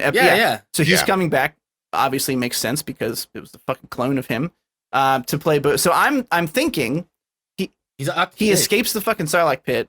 This guy Cobb somehow recovers his armor and is wearing it to try and impersonate him, and Tamira's probably going to go get it back and fuck him up. That's what I'm hoping happens because that's a great subplot. Yeah, that would be excellent. That'd be fucking awesome. Katie Sackhoff as Bo-Katan, which is made famous from the Clone Wars series. She's a Mandalorian. And Michael Biehn as a bounty hunter who joins cast regulars Pedro and Gina Carano. So this was big news because the Tamira Morrison thing was a rumor. Rosario Dawson, even though it was basically confirmed, was not confirmed by Katie Sackhoff, same thing. All these casting things were just, none of them were confirmed by Disney. So kind of big deal. And I just can't fucking wait until October 30th. I mean, we've talked about it here before, but we're going to be making a Patreon with some bonus content once we start getting on it to record it. We have plenty of ideas. One of them was to do somewhat of a watch along because we could do a watch party on Disney Plus. We can watch the episodes together, react to them with a timestamp, and then you guys can watch it with us like you're fucking sitting on the couch, chilling. Put the timestamp up if you want our dumb opinions. How's that? If you want to watch all three of us probably cry in happiness when certain things happen, then you probably would want to be a part of it because I know 100%. Tears are going to happen at some point. And come. Well, I mean, I'm saying there'll be a lot of chafing when Rosario Dawson's on screen. Like it's gonna be a rough month. We're all gonna be under the same blanket. I'm not gonna lie. I know you guys have the same blanket. Oh man, that thing's gonna stand up by itself in the corner when we're done with that scene. Oh fuck. We're gonna have to put a screen protector over the TV so that it doesn't, we'll get one of those like Gallagher splash guards. I can guarantee you. Don't get it on the Vizio, boys. I don't know if there's a possibility of us doing it in the same place. If not, that's why the watch party exists. But I can guarantee you. I know I've said I was more invested in like the Clone Wars series in watching it than you guys were, but there's no way I see Ahsoka Tano realized in live action and it doesn't make me fucking shit here. There's no way. So whenever she shows up, that's it. That's what's gonna happen. I can't wait. I think I'm gonna be too dehydrated to cry by the time something emotional happens. Yeah, we're gonna have to have a lot of pauses. What if she shows up with the title card? You could be like, there'll be a big box of tissues for Chris for when he gets sad, and there'll be just a dirty roll of paper towels for me and Derek. Not even a roll. We'll just take a bunchel off of the roll. Just wrap it on my forearm. I don't really know what else to say. Like, I cannot fucking wait for this season. Yeah. When when we covered it in one of the last episodes, I waited until right before we aired the episode to watch it because I wanted to have like a candid reaction to it. I could not have possibly anticipated that trailer looked that good. And every piece of information that comes out about it since then just emboldens that. I can't fucking wait for season 2. It's going to be, I don't know what else to say. I just can't wait for it. It's going to be excellent. I think we talked about it in one of the Shadow episodes. But like they definitely doubled down on their budget. Like you can tell that they're all in on this now. Like the first season didn't look bad at all, but you could tell that it wasn't like grand scale production they use like for the numbered entries right. for the big screen. And it seems like from this trailer, I didn't see one shot didn't look like it wouldn't be playing on an IMAX screen. Yeah, they look great. It looks fucking fantastic. Mm-hmm. Yeah. I mean, there's nothing else to say. We're all stoked about it. I can't wait. We'll make sure we have the Patreon configured and everything before then, so that when those reaction videos show up, we will post them. We'll get everybody the info. Yeah. I think eventually there's an MCU showdown between Derek and me with you as moderator. That's also true. That's happening. We also just decided we were going to pick some like bad B-roll movies to shit on together. So that could be a good. Dude, boys, I'm telling you, Butt Boy. We got to watch Butt Boy. Butt Boy, I'm with that. Yeah, dude, Butt Boy was maybe because of the popularity of Mandalorian, we released the first one as like this is what, or maybe a clip of it or something. I don't. It would be hard to do that, I think, because it's going to be a watch along.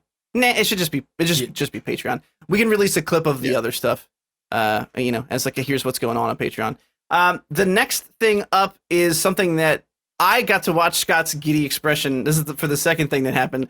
This is a trailer for a thing I did not know was happening. Yes, dude. Called Fatman, starring none other than Mel Gibson himself, who's been out of the spotlight for a bit. What A+ casting you get a man who clearly hates Jews to play Santa Claus? Oh my god, I was thinking the same thing. Let's get the most anti-Semitic celebrity we can think of, and fuck it, he'll play homicidal Santa. This is coming out December 4th. Those are not the same thing. They're not the same thing, but I mean they are though. It's coming out December 4th, starring Mel Gibson, Walter Goggins, who I just hate his fucking face. I hate his face. I hate looking at him. Oh yeah, he's got that punchable face. He was on Justified with all of that. Yeah. Oh yeah, with all of them. Yeah. But Tim is clearly better at that duo. Yeah. That guy's face looks like his skull's always trying to jump out through his skin. It's really hard. It's really hard to look at. He's got like the really, really bad receding hairline, but he doesn't give a shit. He does not. No. Let me tell you something. Everything I see him in, he shines in a bad way, but like he's memorable. He's not a bad actor. You guys saw The Hateful Eight? No, not at all. So what? He was excellent in The Hateful Eight. Oh my god. Yeah, he was great. Yeah, no, he's like a great actor, but I hate him so. It's testament to his acting probably, because if he's like he's just really unpleasant he's to another look one at. that's the same in every movie. He's another one. But we let him get he was in American Ultra. He played that guy, the laugher, who was like their take on like Joker from Batman. Yeah.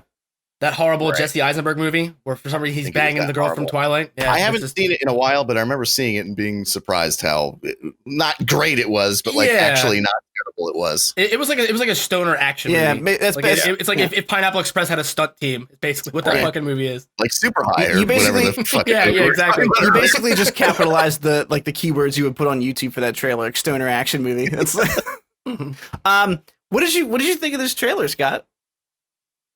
I knew what was coming like 15 seconds, and I was like, this motherfucker. He mentioned something about not having put on the coat in a while, and I someone had me watch this blindly while I was streaming, and I went, no fucking way. It's like, is this what I think it is? Yeah. The kid holding the coat, like, no! I was like, oh yes. So good. Oh yes, like this is gonna be awful, but in the way that I need it to be. Yeah. It looks stupid. You both are wrong. It looks so fucking dumb. Oh yeah, no shit. It's gonna be great. No, not good stupid. It looks bad stupid. I don't know, man. So it's a Liam Neeson movie, but he's Santa Claus. Like, how do you not? Imagine what was it called? The Santa Claus with Tim Allen, like, but just an action movie. Like, okay, those are not the same at all. It feels the same. I mean, Tim Allen's probably also very anti-Semitic. Like, if we're being honest, like probably. You know what I mean? He is. Yeah, dude. Like 100%. Oh my god. He just didn't get caught saying that shit on recordings. That's all.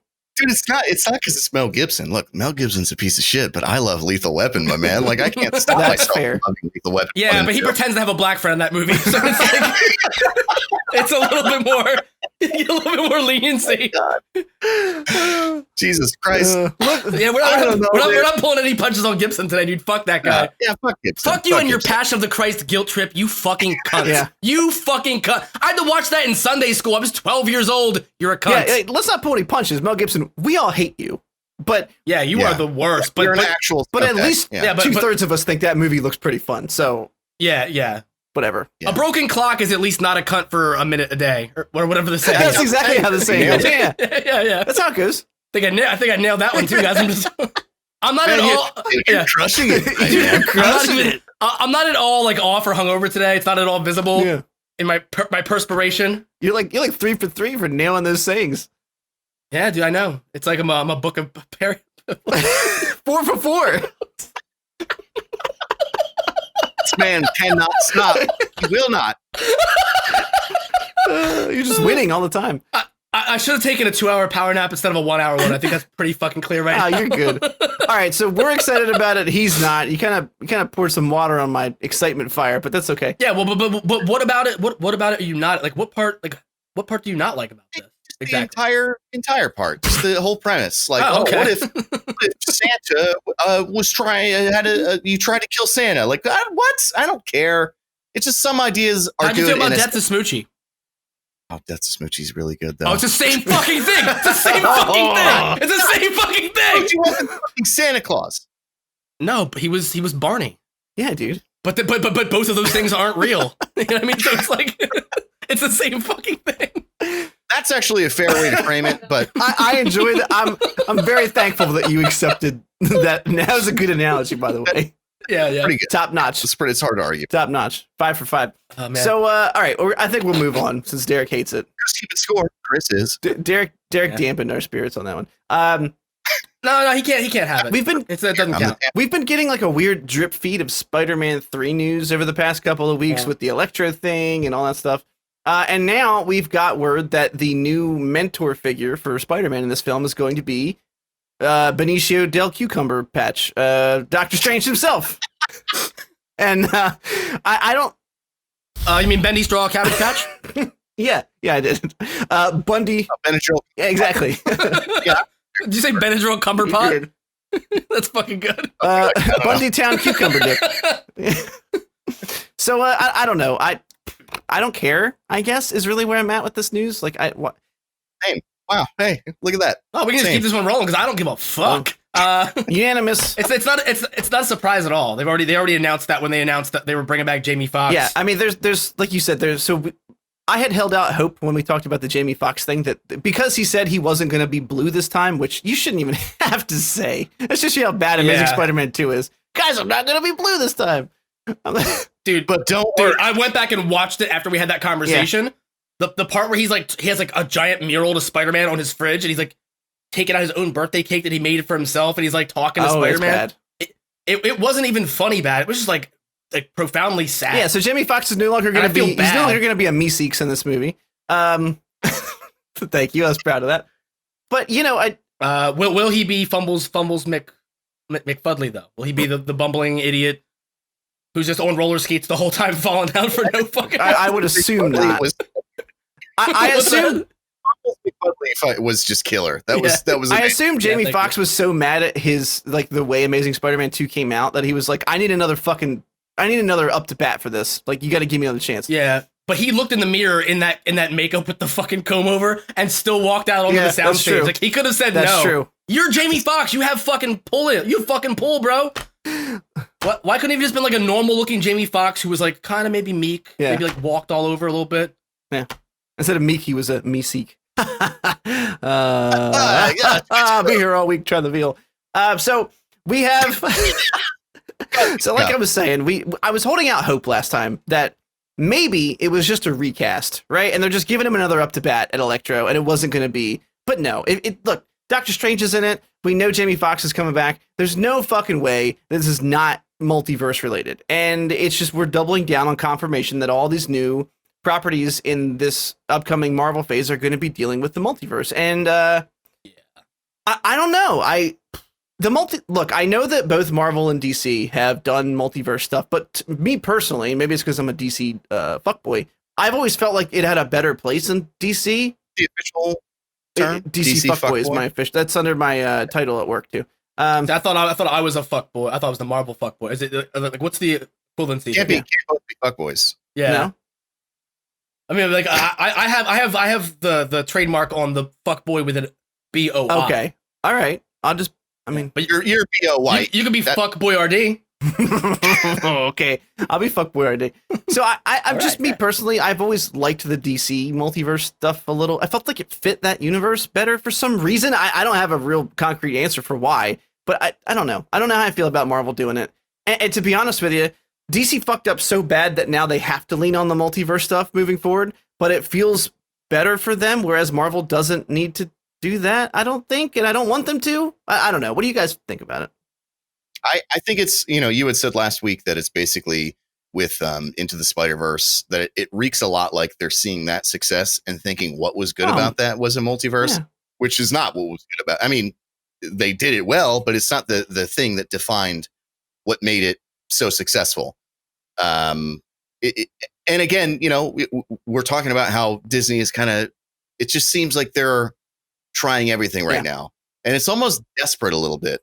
So it seems it just feels like a reach to me. It's weird, I don't right? think it's like they lost Robert Downey Jr. and they're just throwing shit at the wall to see what's gonna stick the best for their money machine. Yeah. I'm having deja vu here, boys. I'm having real deja vu. Yeah. Yeah. Crazy. It's not bad deja vu. It's not like I'm back in high school and I'm not wearing pants. It's just. You feel like we've had this conversation before? Yeah. But maybe we have. There are shadow episodes that exist out in the whirling, swirling nether.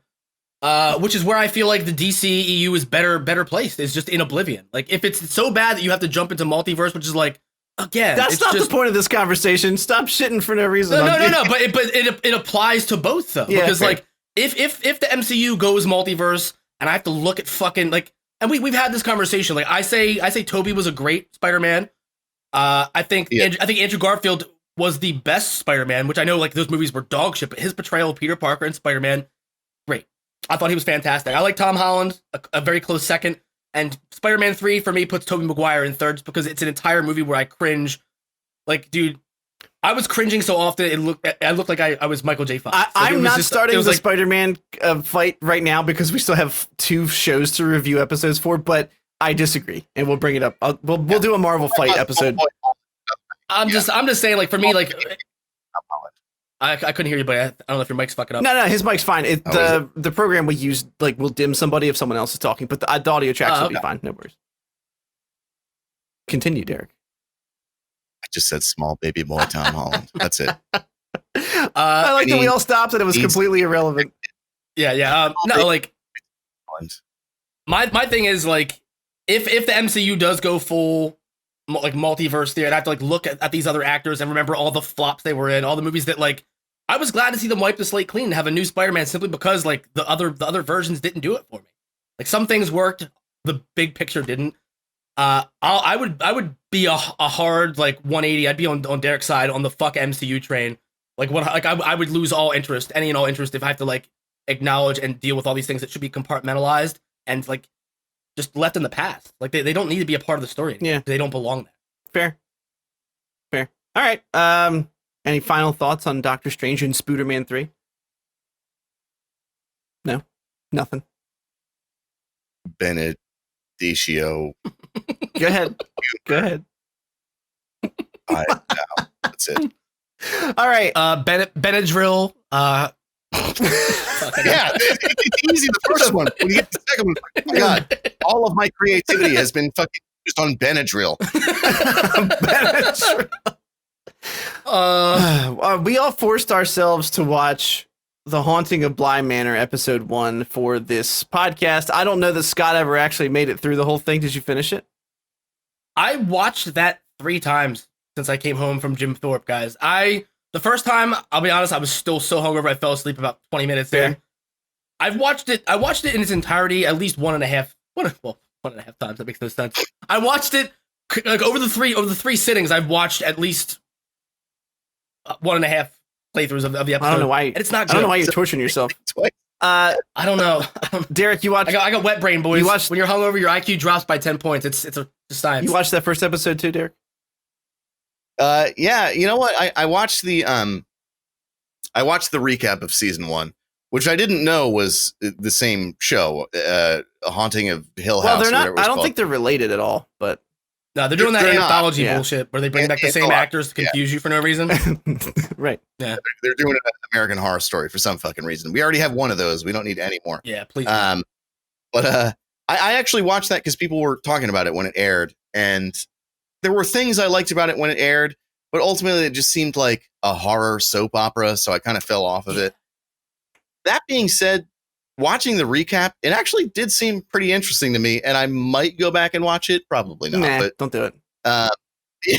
The thing is, like, the recap is 6 minutes. Imagine watching that shit happen over 10 hours. Like, it's Yeah, excruciatingly slow. It's But that's what I was going to say. I think that when we see something within this genre, like horror, right? We're used to seeing short form. We're used to seeing movies. So everything happens a lot faster because it has to all be squeezed into like 90 minutes or 105 minutes, Right. whatever. So like you see character development happen a lot faster. The scares happen.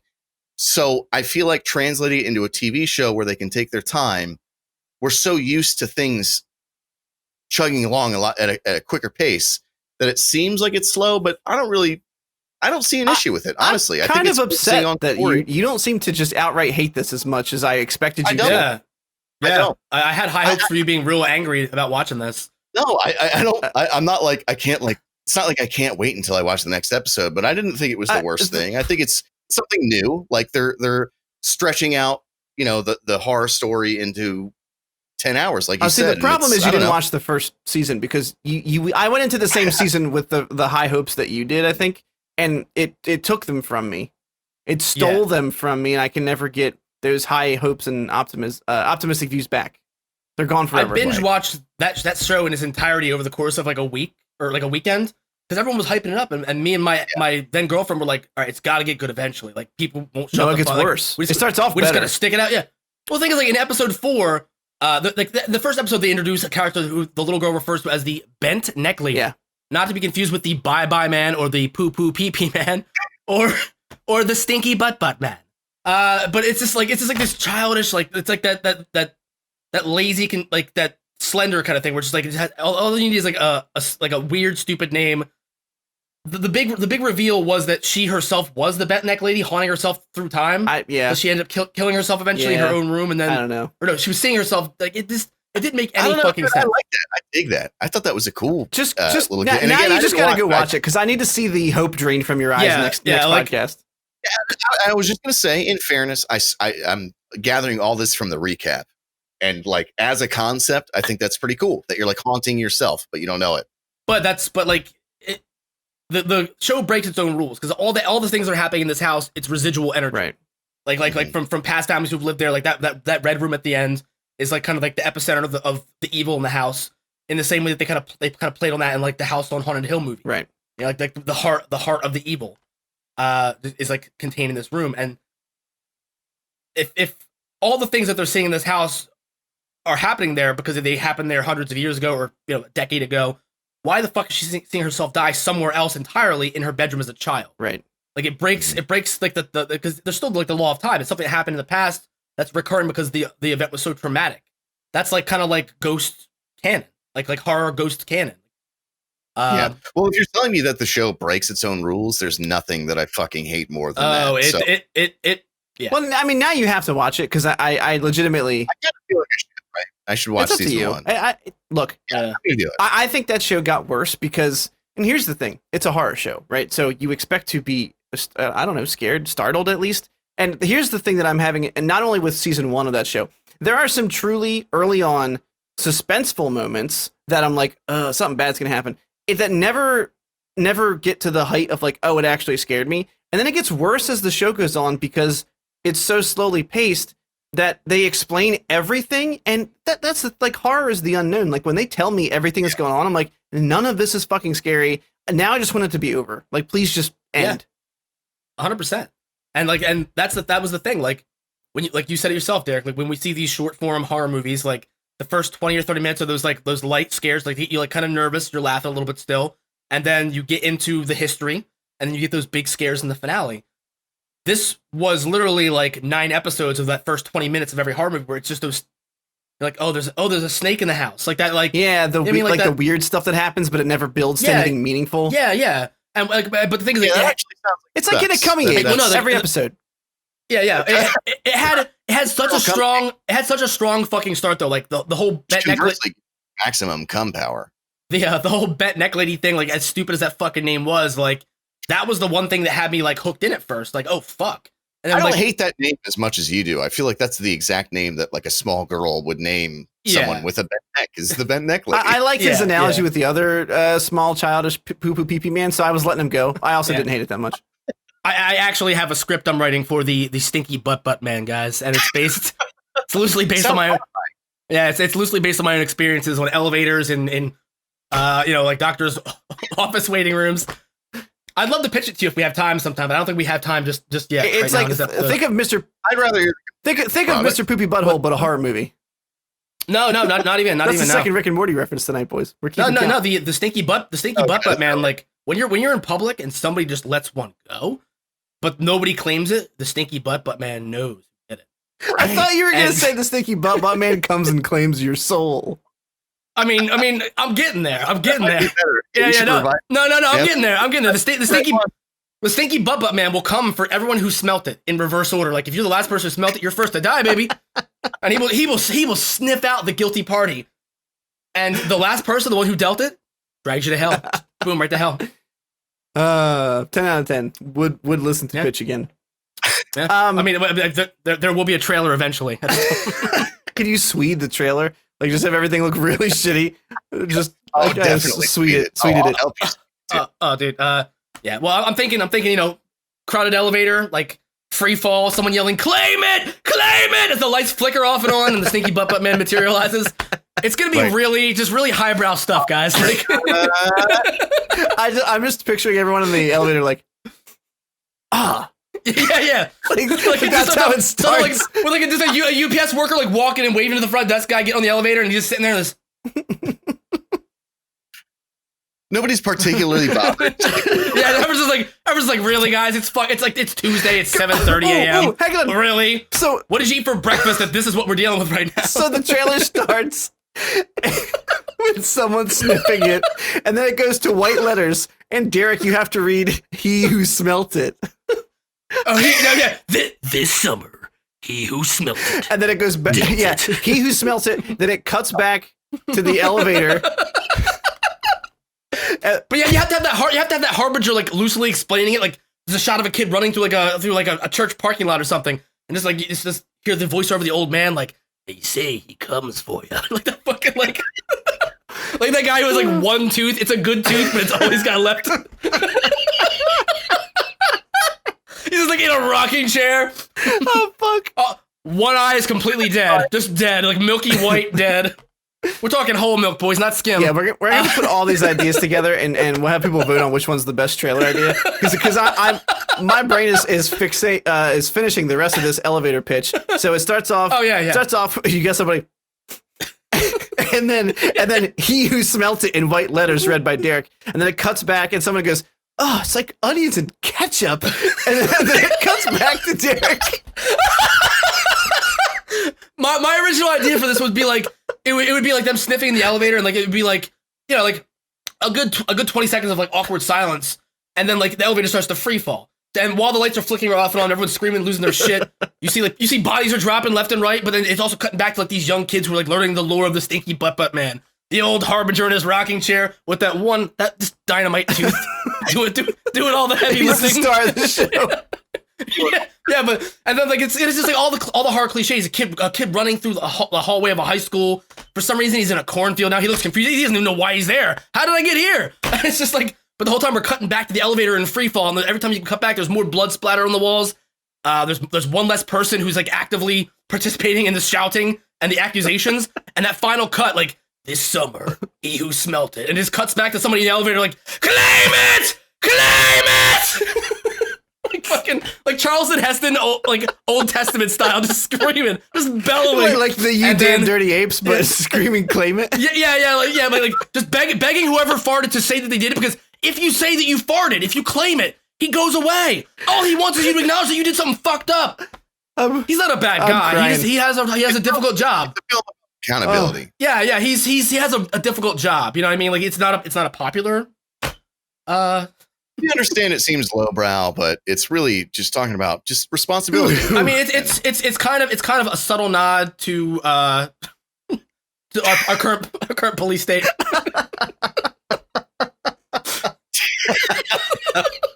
Chris, can you take us into the next thing? It's got a lot to say about society as a whole right now. Chris, you have the power to end this. But why would you want to? Oh fuck! I gotta recover. I'm actually crying. Oh god! But then you have potential sequels, like the Stinky Butt Man 2, Crop Dust Country. He's out. Crop Dust Country was pretty good. Yeah. Oh fuck! I'm sorry.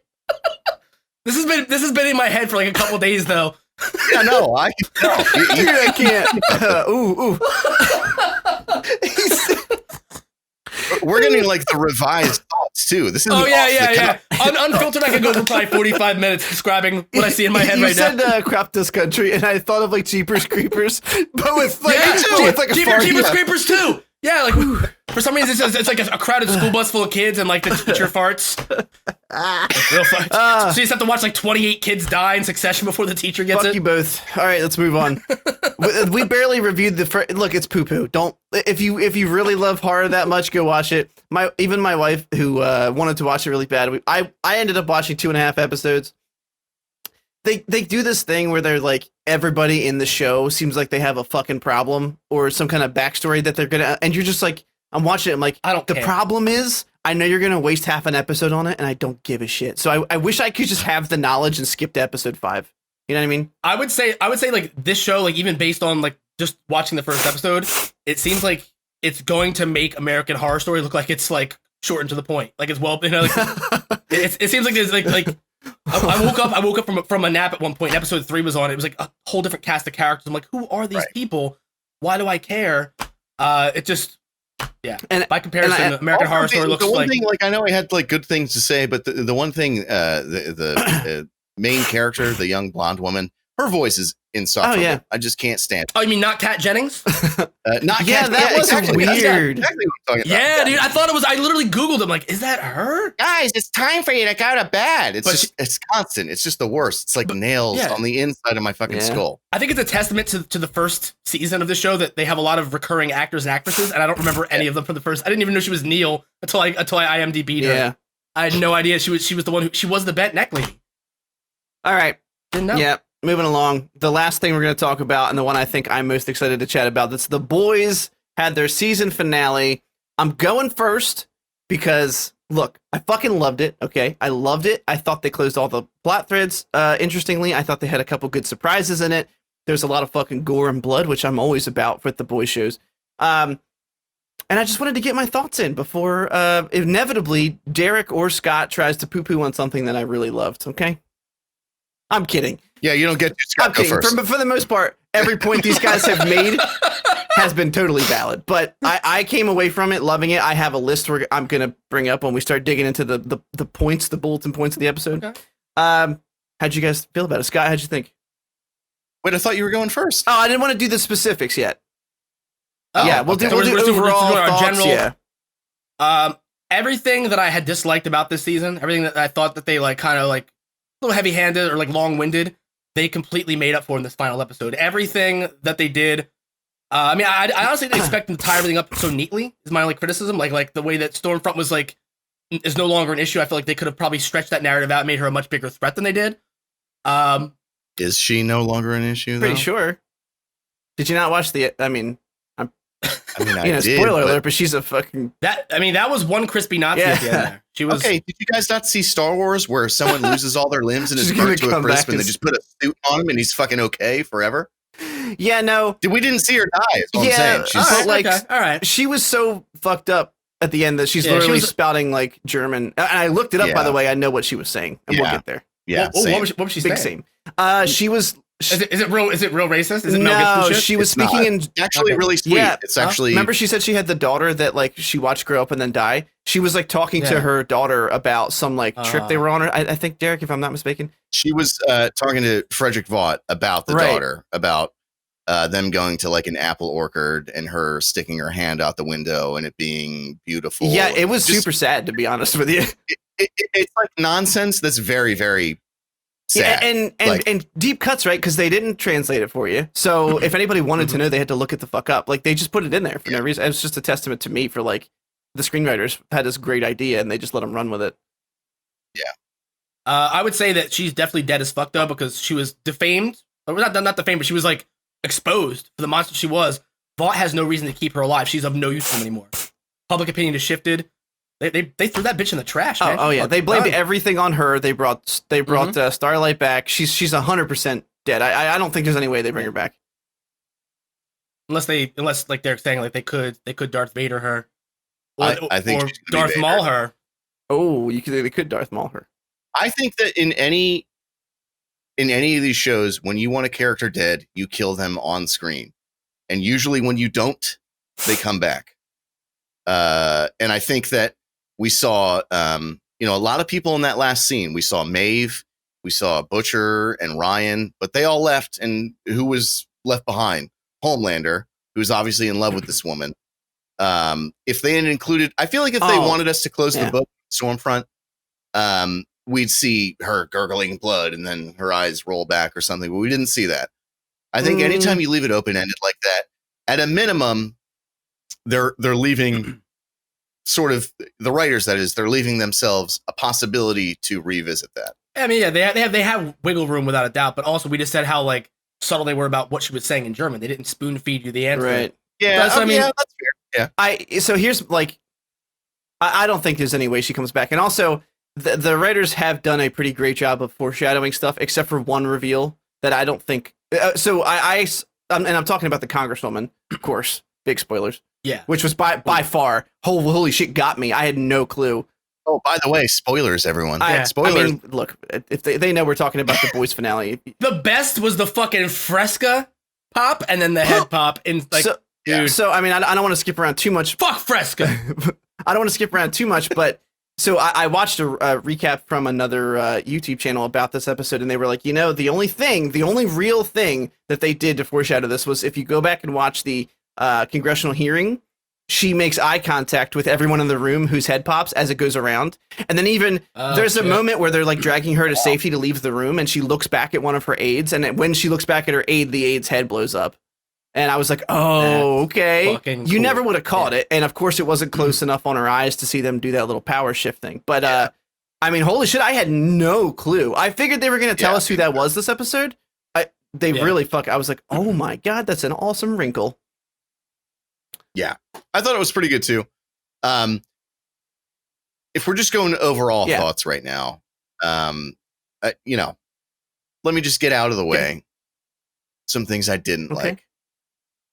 Because we're not the find nice things to say about everything nerd. We're the cynical nerd. All right, get it over with. And there were some things I didn't like, but there was an overwhelming amount of things that I really did like. For one, the only really major complaint that I have is that I'm fucking tired of Huey and Starlight. I can't stand any moment that they're on screen. It's just like fucking cringe overload. None of it seems natural. Anytime they're talking about anything, even individually, I'm kind of getting tired of them a little bit, to be honest. But when they're together, it's just the worst. Yeah, but he got you at the end, didn't he? He got you because they were sitting on the bench, and you're like, "Oh, really? You're gonna do the dumb thing where like you're together, you're not. You're together, you're not. Are you really doing that, Huey?" And I got so mad, and then he switched it back. Breakup. It's the most unbelievable relationship on the show because how the fuck is this? Yes. Is this bumbling idiot with this fucking smoke show? Like smoke show? It just doesn't. Dude, she is. She's fun. Like she's also like one of the most likable characters on the show. Like she's. Yeah, I'd sit on her lap. Okay. Would you sit on Mel Gibson's lap? If he was in a Santa suit. Yeah. If his beard was like brushing in the back. That's the only stipulation. Into that. Is that the only thing that you didn't like, or is there more? Really, just the only, and this is minor because I usually don't pay attention to kind of nonsense like this because it's a TV show and it's this TV show about fucking superhumans. So It's fake as it is, so why hyperfixate? But anyway, the fact that Maeve just showed up at the right time, like, why would she know where they all were? And why would she know to show up at the exact time that she did? Seemed a little unrealistic to me. But again, it didn't bother me. It wasn't like exactly. It wasn't a deal breaker. My brain instantly tried to make sense of it because I was like, well, Vault has trackers in all of them, so maybe she just had access to that and knew where Stormfront was. I don't know. Yeah, okay. That's true. Fair play. Otherwise, you're all right. But I mean, also, how did Stormfront know where they were? You know what I mean? Like, how did Stormfront know exactly where they were? How did she know what was going on?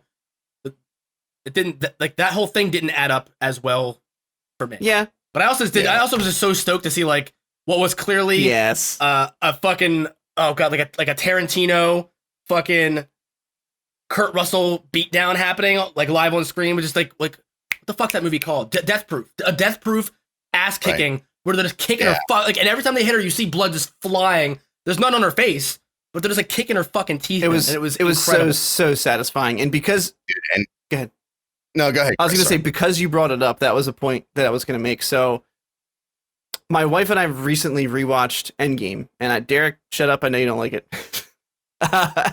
But so there's a scene. I was just like, no, I'm going to cut that right off at the start. There's a scene in that last battle, and it's the scene where Marvel decides that they want to have their whole superhero female gang pile on top of each other for a shot.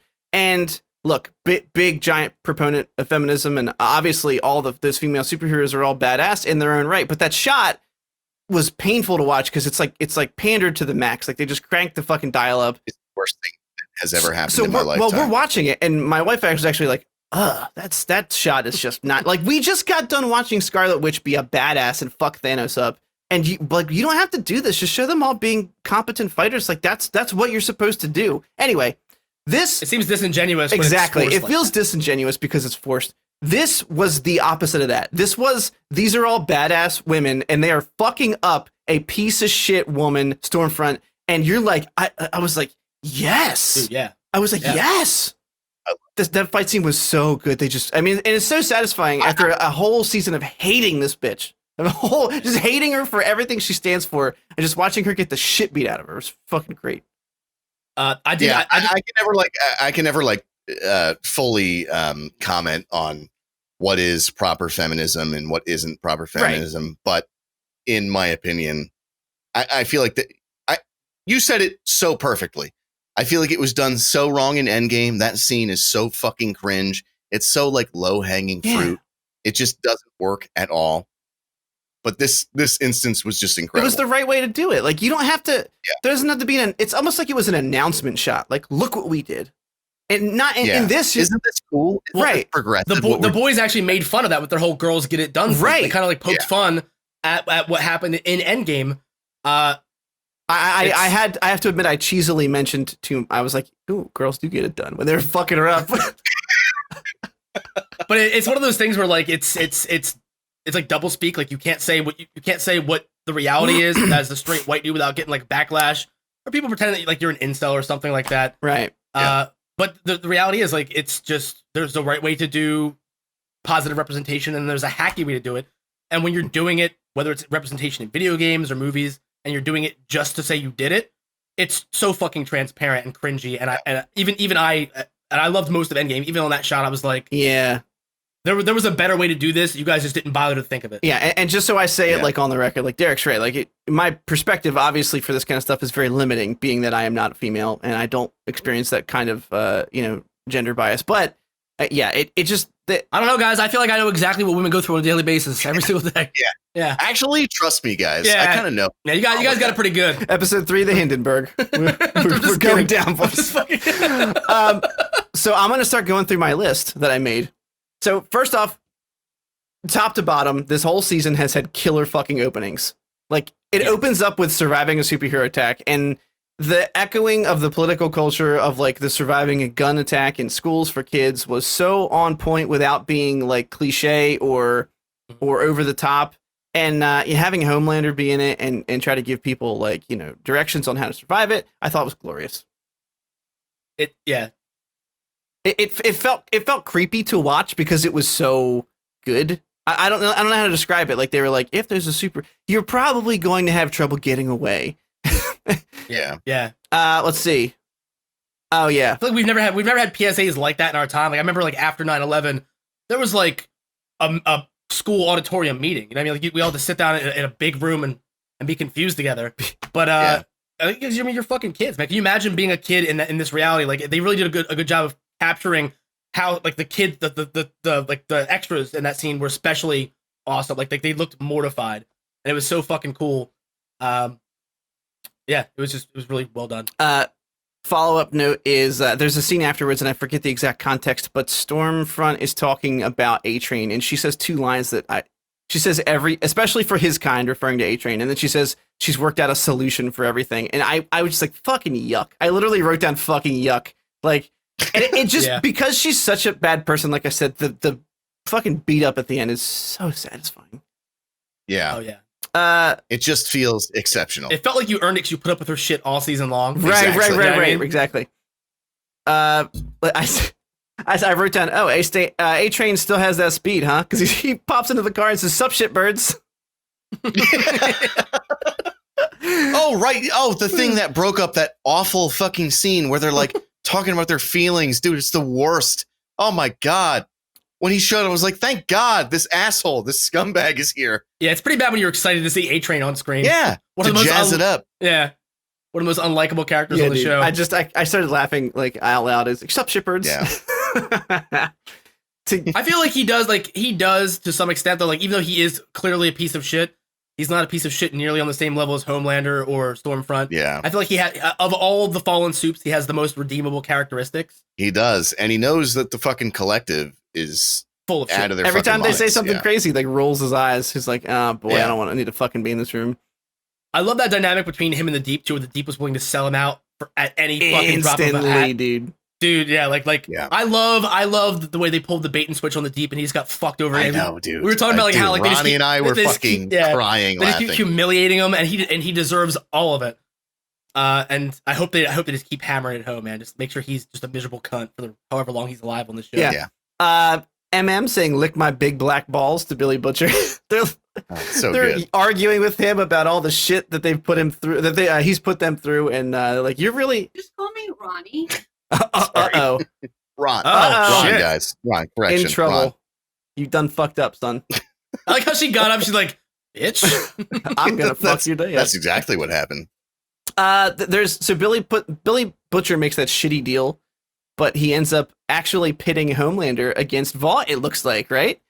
So Homelander pops in this house, sees a bunch of Vought guys, doesn't see his son, and thinks that Vought has turned against him. Like, what do you think that means for season 3? I mean, He's obviously well, first of all, he's still at the. I don't think Butcher did that intentionally whatsoever. I think that was just like dumb. Oh yeah, I agree. But I think it's going to color the way Homelander reacts to them in the next season. Well, I mean, probably a little bit, but they definitely know that they were in cahoots with Butcher because they hear one of the guys say his name over the Wait, walkie-talkie. I'm sorry. Say that again. What happened? When Butcher, after he gets back his Well, Something. that little puss, that little bitch boy. After he gets back bitch boy supreme, Homelander comes back to the cabin and finds Vought, like a Vought tactical team. Yeah. And he hears them say Butcher's name, so that he knows that Butcher probably has the kid, and they probably know where he is. So he literally like tortures them, like lasers them one by one. Oh yeah. I mean, I think it's definitely going to have some serious repercussions. I think he might go to war with Stan Edgar. Yeah, Is that his name? absolutely. Stan Edgar. But also Maeve has him by the ball, Right. And I don't want to get into that too much yet. We're going kind of chronologically. Yeah. But I think it's all going to depend on the dynamic between him and Maeve next season and what she kind of like holds over his head and how she keeps him in line. Because I think Unhinged, he would completely just. He said it himself. He's like, I'll burn everything down. I'll kill everybody. Yeah. And that was probably one of my favorite moments on the show. Yeah. Because like we get a little taste of it, his power fantasy, murder fantasy. Yeah. When the crowd turns on him in like episode 5 of the season. Yeah. And all I've wanted since then, like I know it's fucked up, but all I've wanted is for everyone to know what a piece of shit he is and to see him be that. Like when he loses it, when he finally like switches, he's gonna be one of the best villains. I can't wait. Like one of the most. Yeah. Oh, it's gonna be insane. Yeah. I think that's basically like every season we're seeing him lose something else. Yeah.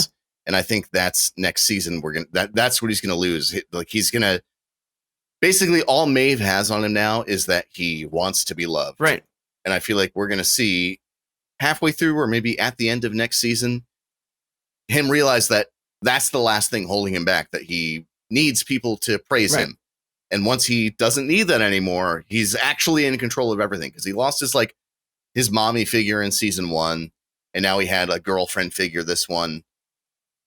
I think that's all that's left. There's a couple shades to that relationship, though, and it's something I'm going to bring up later. I don't know that he was so smitten, for lack of a better word, with Stormfront by the end of this, like before she died. When she starts spouting that like white supremacy shit to his son, he gives her a look like, "What the fuck did you just say to my son?" Yeah. Like, back up a little bit. That's not cool. And I was like, "Oh, okay." And I didn't want to do it now, but I'm going to do it now because it's more relevant. Derek's been saying it every time we talk about the boys. Homelander continues to, especially in this episode, become the best antagonist I've ever seen. Like he has so many 100%. He has so many fucking layers to him at this point. He genuinely wants to be a good dad. Like he makes such an attempt in this episode. He goes in and talks to him when he's scared and upset. Dude. And I felt myself feeling sorry for him, like rooting for him to succeed as a good dad. And then I was like, wait, he's a bag of shit. They did the same. They got me again. When he takes Ryan aside, he's like, "Oh, I was a kid too once, except I didn't have anyone. You're lucky you have me." And it was so real. It was so like, again, like they have these scenes where they make you forget that he's a fucking piece of shit. Yeah. And that's what makes it, if you're capable of forgetting that, then they're writing him incredibly. Yeah, they really are. I found myself. No, go ahead, Scott. I was done. I found myself this episode, especially viewing Stormfront as the manipulative villain and him as like someone who's kind of struggling internally. Yeah. And like obviously by the end of that episode, the slate is wiped clean and he's back on his bullshit. Yeah. But I felt like you said, I found myself like really like pulling. I mean, like I wanted. Yeah. I wanted like as bummed as I would have been to have seen him like make like a 180. I had like they give you hope for him. They humanize him. He's having this real vulnerable moment where he doesn't know how to be a dad. He didn't have a dad. Right.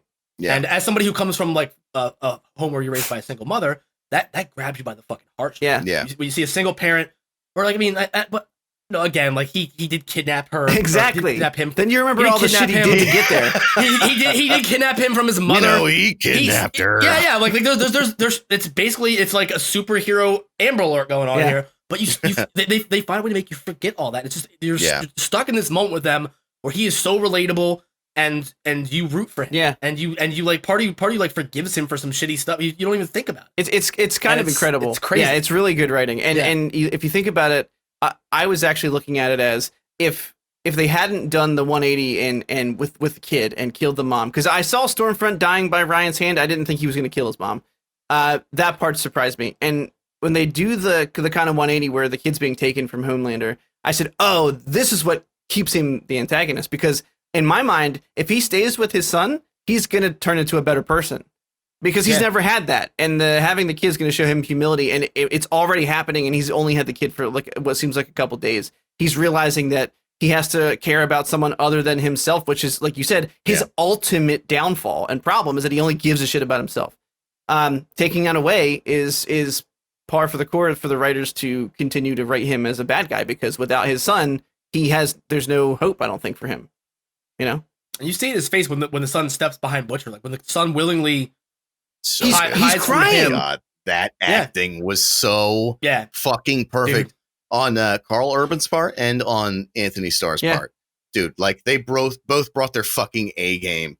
Just all in just like their facial expressions were so. I never knew this actor and never knew he was so good. But I had 2 lines further down in my notepad here about that scene. There's a scene where Billy Butcher says he's going to take the kid, and he starts laughing because he thinks it's so ridiculous that this human tells him what he's going to do. But then he starts crying. He's like a laugh into a cry, and it was in fucking insane acting. I was like, holy shit, dude!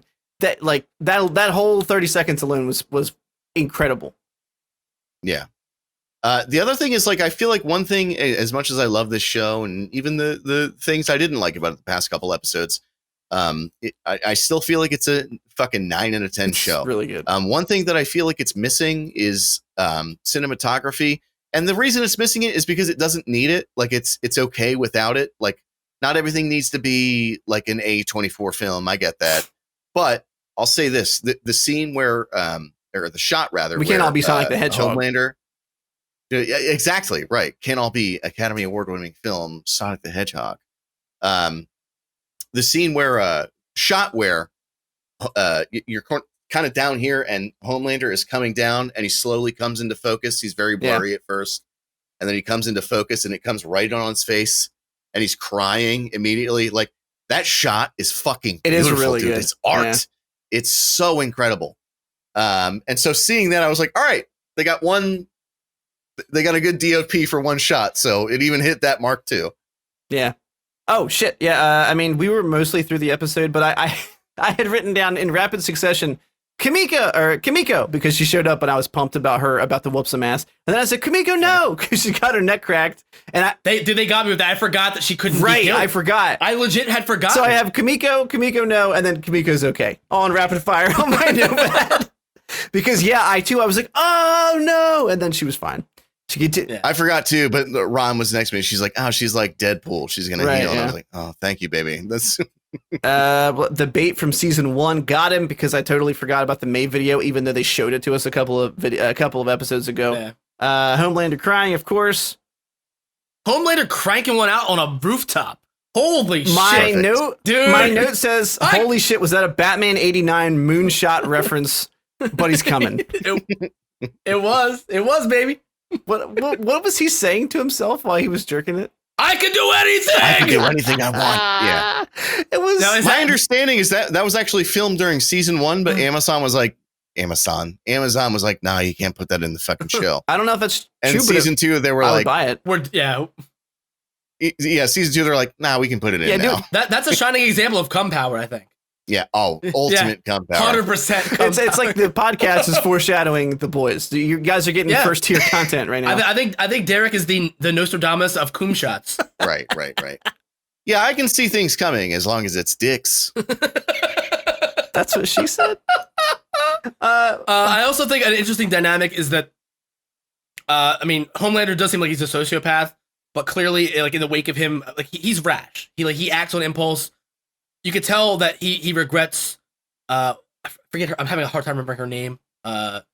Rebecca. Rebecca. He kills Rebecca at the beginning or at the end of season 1, and you can tell that like it's kind of like in his head still. He's trying to like replace her with the fat guy. Oh, the mom lady, not Rebecca. Yeah. Oh, Madeline. Yeah. Madeline. Madeline. Sorry.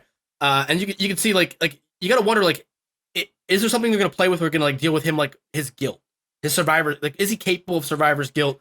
We saw him show a range of emotion with this kid after only knowing the kid existed for like what? The series takes place over like maybe a month, probably season max. So I mean, like, who's to say? Like, he may blame himself for Stormfront. Yeah, I mean, like it's his child. That's why I love this show so much. It has actual consequences for things that happen. So you have on one side you have Billy, who never wanted to have kids. He definitely never wanted to have a fucking soup kid. Who wanted to betray even the woman he loved, and in the moment decided to do the right thing. Didn't know that the right thing meant that now he has to take care of someone who's also a kid and a soup. The thing he hates. Yeah, the thing he hates the most. Do you think he's actually going to be playing father figure? No, he handed that kid right off. He handed him off. Yeah, but conversely, it's the same thing with Homelander. He's dealing with these repercussions, real repercussions, where like he was ready to be a dad, and now he can't. I just love narratives that have characters that can actually win and lose in that capacity. Yeah. It's just, I'm super excited to see where it goes. Bill, what does Billy Butcher tell a kid not to be? He says, "Don't be a cunt" towards the end. Don't. And I was like, oh my God, perfect. Remember what I told you. Don't be a cunt. Yeah. My last note, and we already touched on it, was just, oh my God, the Congresswoman in all caps, because really did not see that coming, and so stoked for the implications. It's classic Huey to like try to do the right, like try to go out on his own and stumble into like the fucking monster's lair and he's now working for her, and they close the door at the end. I'm pretty excited to see. I don't even know what her motives are. I don't know what she wants. You know, like publicly fighting against Vought, but then she's popping heads in a hearing that would have helped take him down. I'm not sure what's going on. Yeah, it seems like it's kind of a mess, to be honest. Like that's the one thread that doesn't seem like it has any linear narrative to it. Not that's been made apparent to us, at least. Yeah. Yeah. And at first Plus, I thought she killed the collective dude, which he was kind of coming for Vought. So I don't know what's. Is she pro Vought or against Vought? Maybe she's trying to seem like she's against it, but really she is for them. Well, I mean, the question is she on Edgar's payroll? Likely. Is she like a mole in Congress? Probably. Are they gonna like kind of touch on that whole facet of American politics as well, where you have like what's the word I'm looking for? Manchurian candidate? Wait, pee pee poo poo? Yeah. Yes, the pee pee poo poo man. Coming this summer. I thought that's who you were looking coming for. this summer. Yeah. But you have like lobbyists, like you have like you wonder how are they gonna dive in? Are they gonna like really dive into and like kind of like take a hard look at American politics through this character who's like clearly on the side of evil, but kind of like a double agent. Yeah, I don't know. I think it's really interesting. I'm if nothing else, I thought they did a really good job tying up a lot of these plot threads that were dangling throughout the season. Almost all of them tied up loosely, except for the ones they want to use to tease you into season 3. So I couldn't speak highly enough of this show. I think it's my favorite show I'm watching on the air currently. I mean, same. I was losing interest, not a little bit the past couple episodes. This one really fucking sucked. Brought me back to life. So season 3 coming 2025. Yeah, I'm not even gonna think about it. Yeah. I don't want to talk about it, Scott.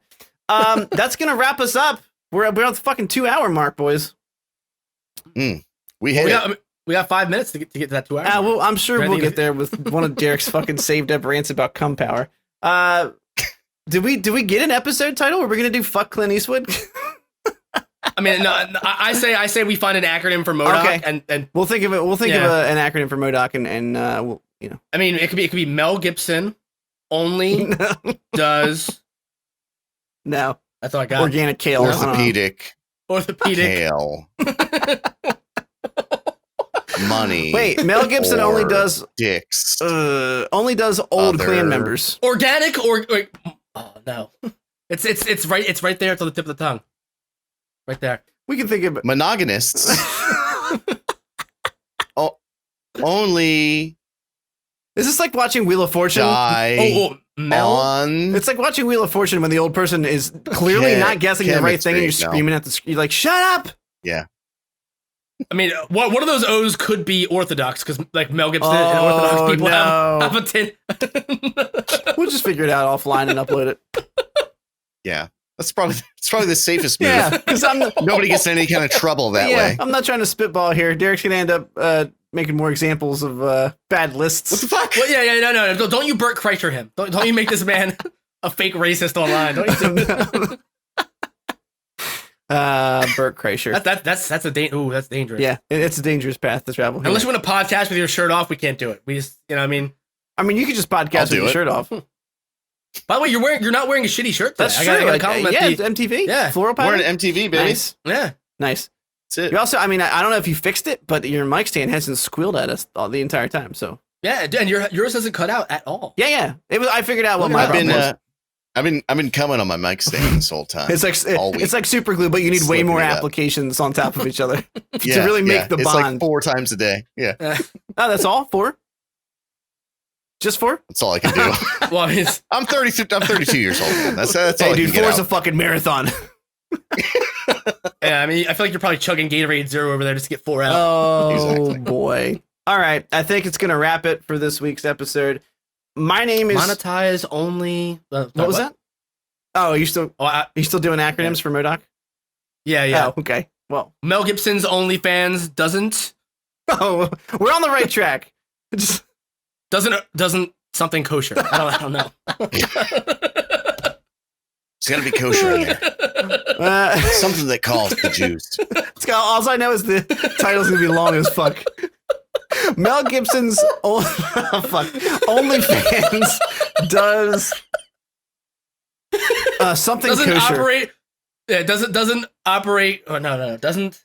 I don't know. I don't want the podcast to be silence at the end, so we'll figure it out. It's not going to be. It's not going to be on a dial. Yeah, it's not going to be like in the. That's okay. Here. It'll be. I'm sure it'll be as ridiculous as the rest of this podcast has been. I actually cried to the point where I needed to blot my eyes with tissues earlier. So I really want to. Which part was when that? We were doing the movie idea. Oh yeah. I'm laughing already thinking about it. That was so good. Yeah, we gotta make that movie. You mean the stinky butt man? Claim it! Claim it! Like just some guy like just so red in the face, And so terrified. now that Scott has peaked all of your speakers, we're gonna wrap it up. My name is Chris. You can find me on Twitter at TCN Plays. You can find me on Twitch. Also, most fuckable dad. Thank you. I appreciate that. Yeah, Mike. look at that quaff. Look at that bro. haircut. Little, Jesus he's a Christ. silver fox, man. Who wouldn't bend him over? Clooney thinks God. about Or you when he be bent comes. over by him. There's I too don't many know. compliments flying towards the side of the screen. Or at Twitch. Better compliments than ropes, sir. I'll take both. Twitch.tv/TCN Plays. We're live right now. I don't know if that's true. Fuck it. If you listen to it, I might be. Go check. How about you, Scott? I'm on Twitter, Instagram, Snapchat, and Twitch at Swearwolf. That is twitch.tv/SWEARWOLFE. That is Swearwolf with an E. How about you, Derek? That's my Derek sexy voice impression. It's very. It was like That's you me. started, and because you knew he was after you, you were morphing into his voice. Yeah. I had to. It's like the end. It's like the end of Endgame when like Thor and fucking Chris Pratt are going back and forth. I like that. You've copied my beard. Yeah. Derek, where can everybody find you? They can find me on Twitter and Twitch. That's twitch.tv/Dr. Gloom MD, DRGLOOMMD, and Twitter at the same handle. Awesome. If you guys have any questions, comments, you want to talk shit to us, you can email us at questions@thecynicalnerd.com. You can find us on Facebook at facebook.com/thecynicalnerd. We will decide on a Twitter handle soon. I forgot that was the thing that we were failing in having up. So we'll do that. And then, of course, just thecynicalnerd.com. If you want to grab the RSS feed, look at the pretty website that we built. That's going to wrap it for episode 3 of The Cynical Nerd. Guys, thanks for being here. Mel Gibson's OnlyFans doesn't order kosher. All right. I mean, fuck it. Not great, but it's good. I mean, We'll workshop it a little bit. Obviously, we've settled on Mel Gibson and kosher has to be in there. I'm also thinking. Definitely Mel Gibson. I'm also thinking that OnlyFans is a requirement, but I don't know how all it these. feels pretty essential. I don't know how all these pieces of the puzzle are going to come together. So just stay tuned to find out more. I'll see you guys later. Thanks for being around. See you guys. Yeah, have a good night, guys.